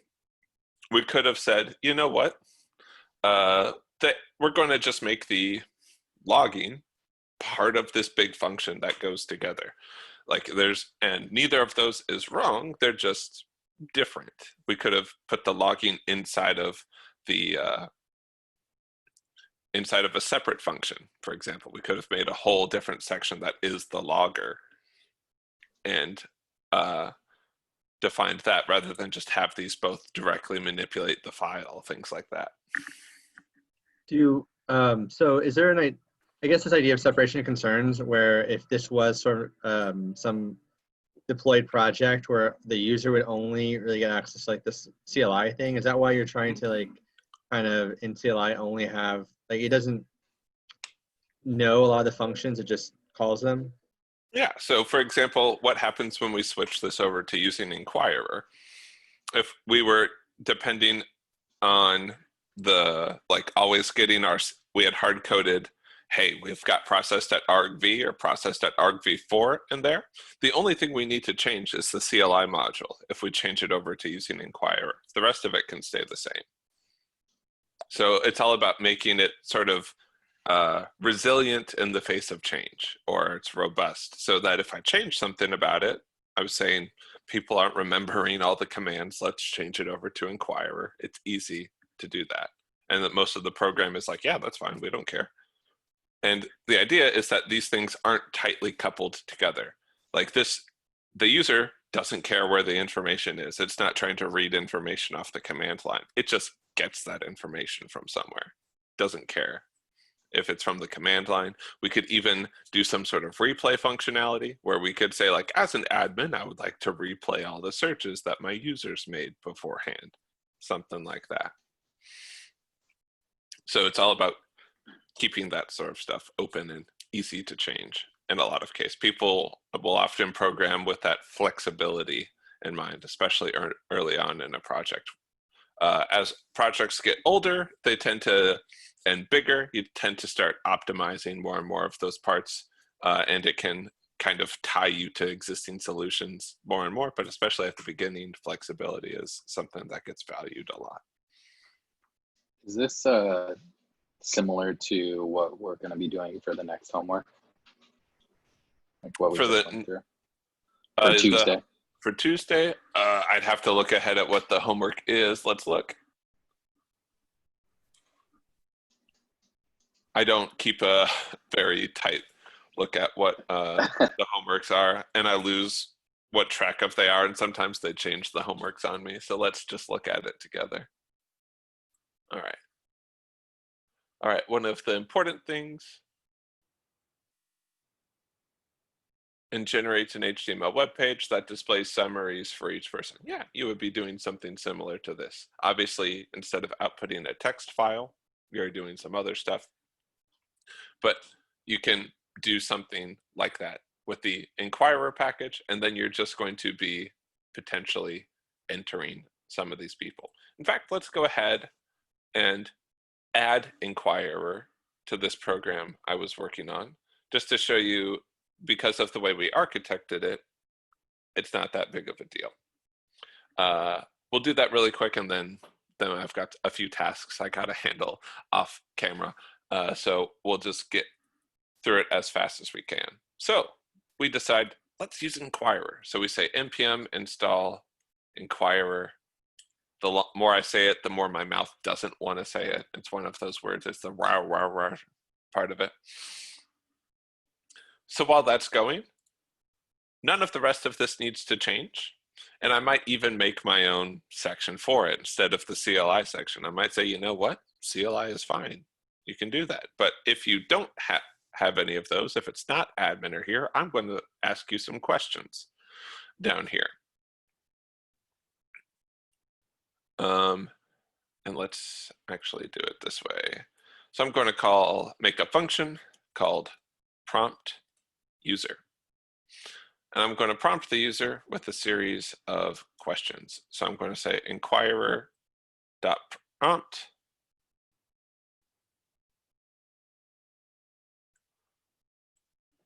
The message is going to be what city would you like to know more about? So we're just going to replace the run search portion of it here. And actually, let's say run search, we're going to pull this back a little bit. And so we're just going to say username and place. And we'll call this one process.argv3 and process.argv4. So that's what we're going to comment out. So then we're going to go prompt user, then take those answers, and we're going to run the search with place, or use answer.name and answer.place.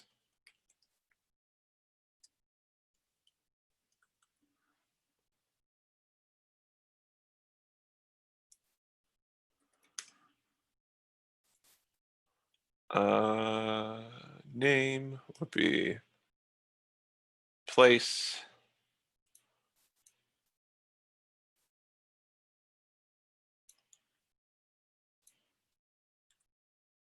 And we'll do the same thing, but for name.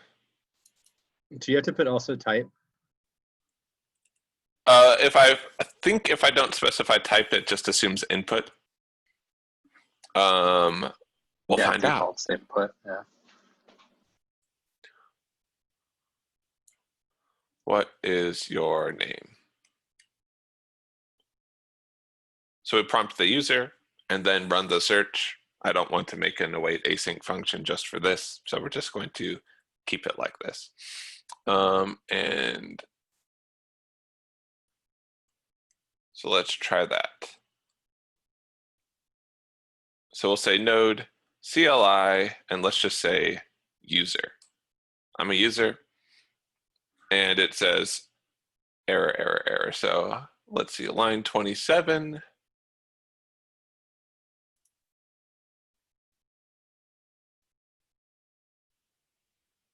That should be fine. What is it not like?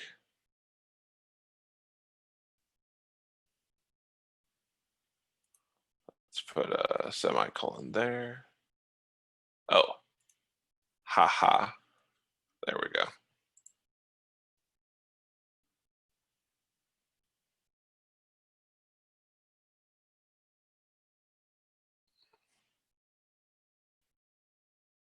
Doesn't like something that's going on here.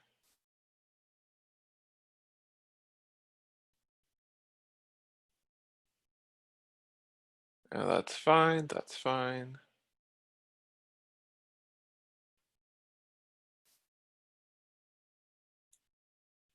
Am I missing something on here?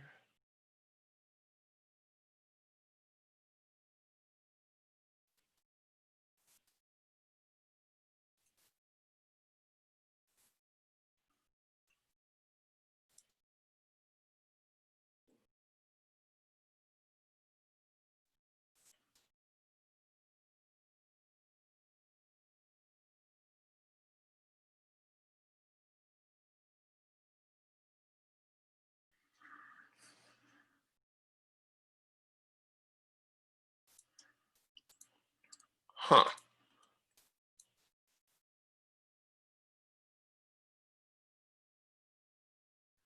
Is Oh, the issue in CLI or is it in user search?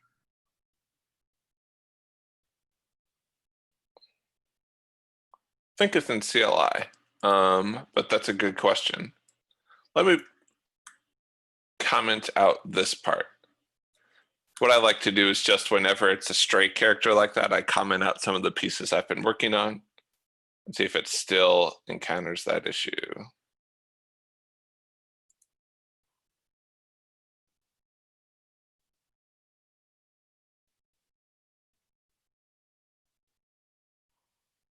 I guess you are right about it being in line 27. My mistake. Forgive my hubris. Let's go down to line 27.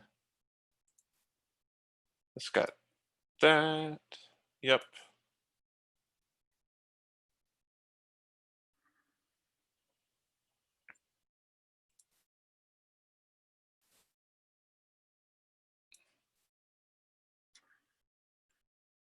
Although that's weird because it was working before and all you changed was CLI. Right.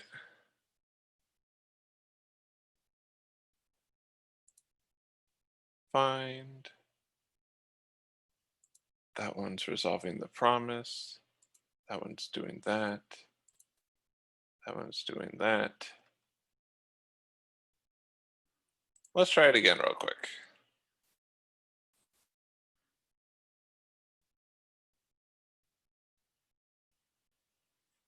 Inquirer is not defined. Oh, okay. That would cause problems, wouldn't it? Let's go ahead and put that up at the top. Nope.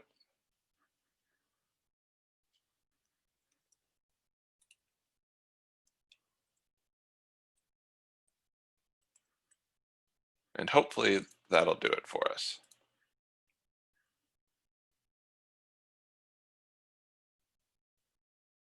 Computer's running too much stuff at once. What is your name? I'm Eric. Let's say Phoenix,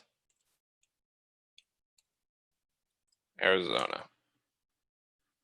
And then it gives me the forecast for it. And then I could have some other thing to make it nice and pretty in the console, maybe add chalk or some other stuff in there. But as you can see, we didn't need to change user search. We didn't need to change the weather search. We didn't need to change how we were doing logging. We just changed the part that changed, which was the input. And that's the idea behind how we build these. Is to make things clear and make them resilient to change. Cool. With that, we're going a little bit over and I've got some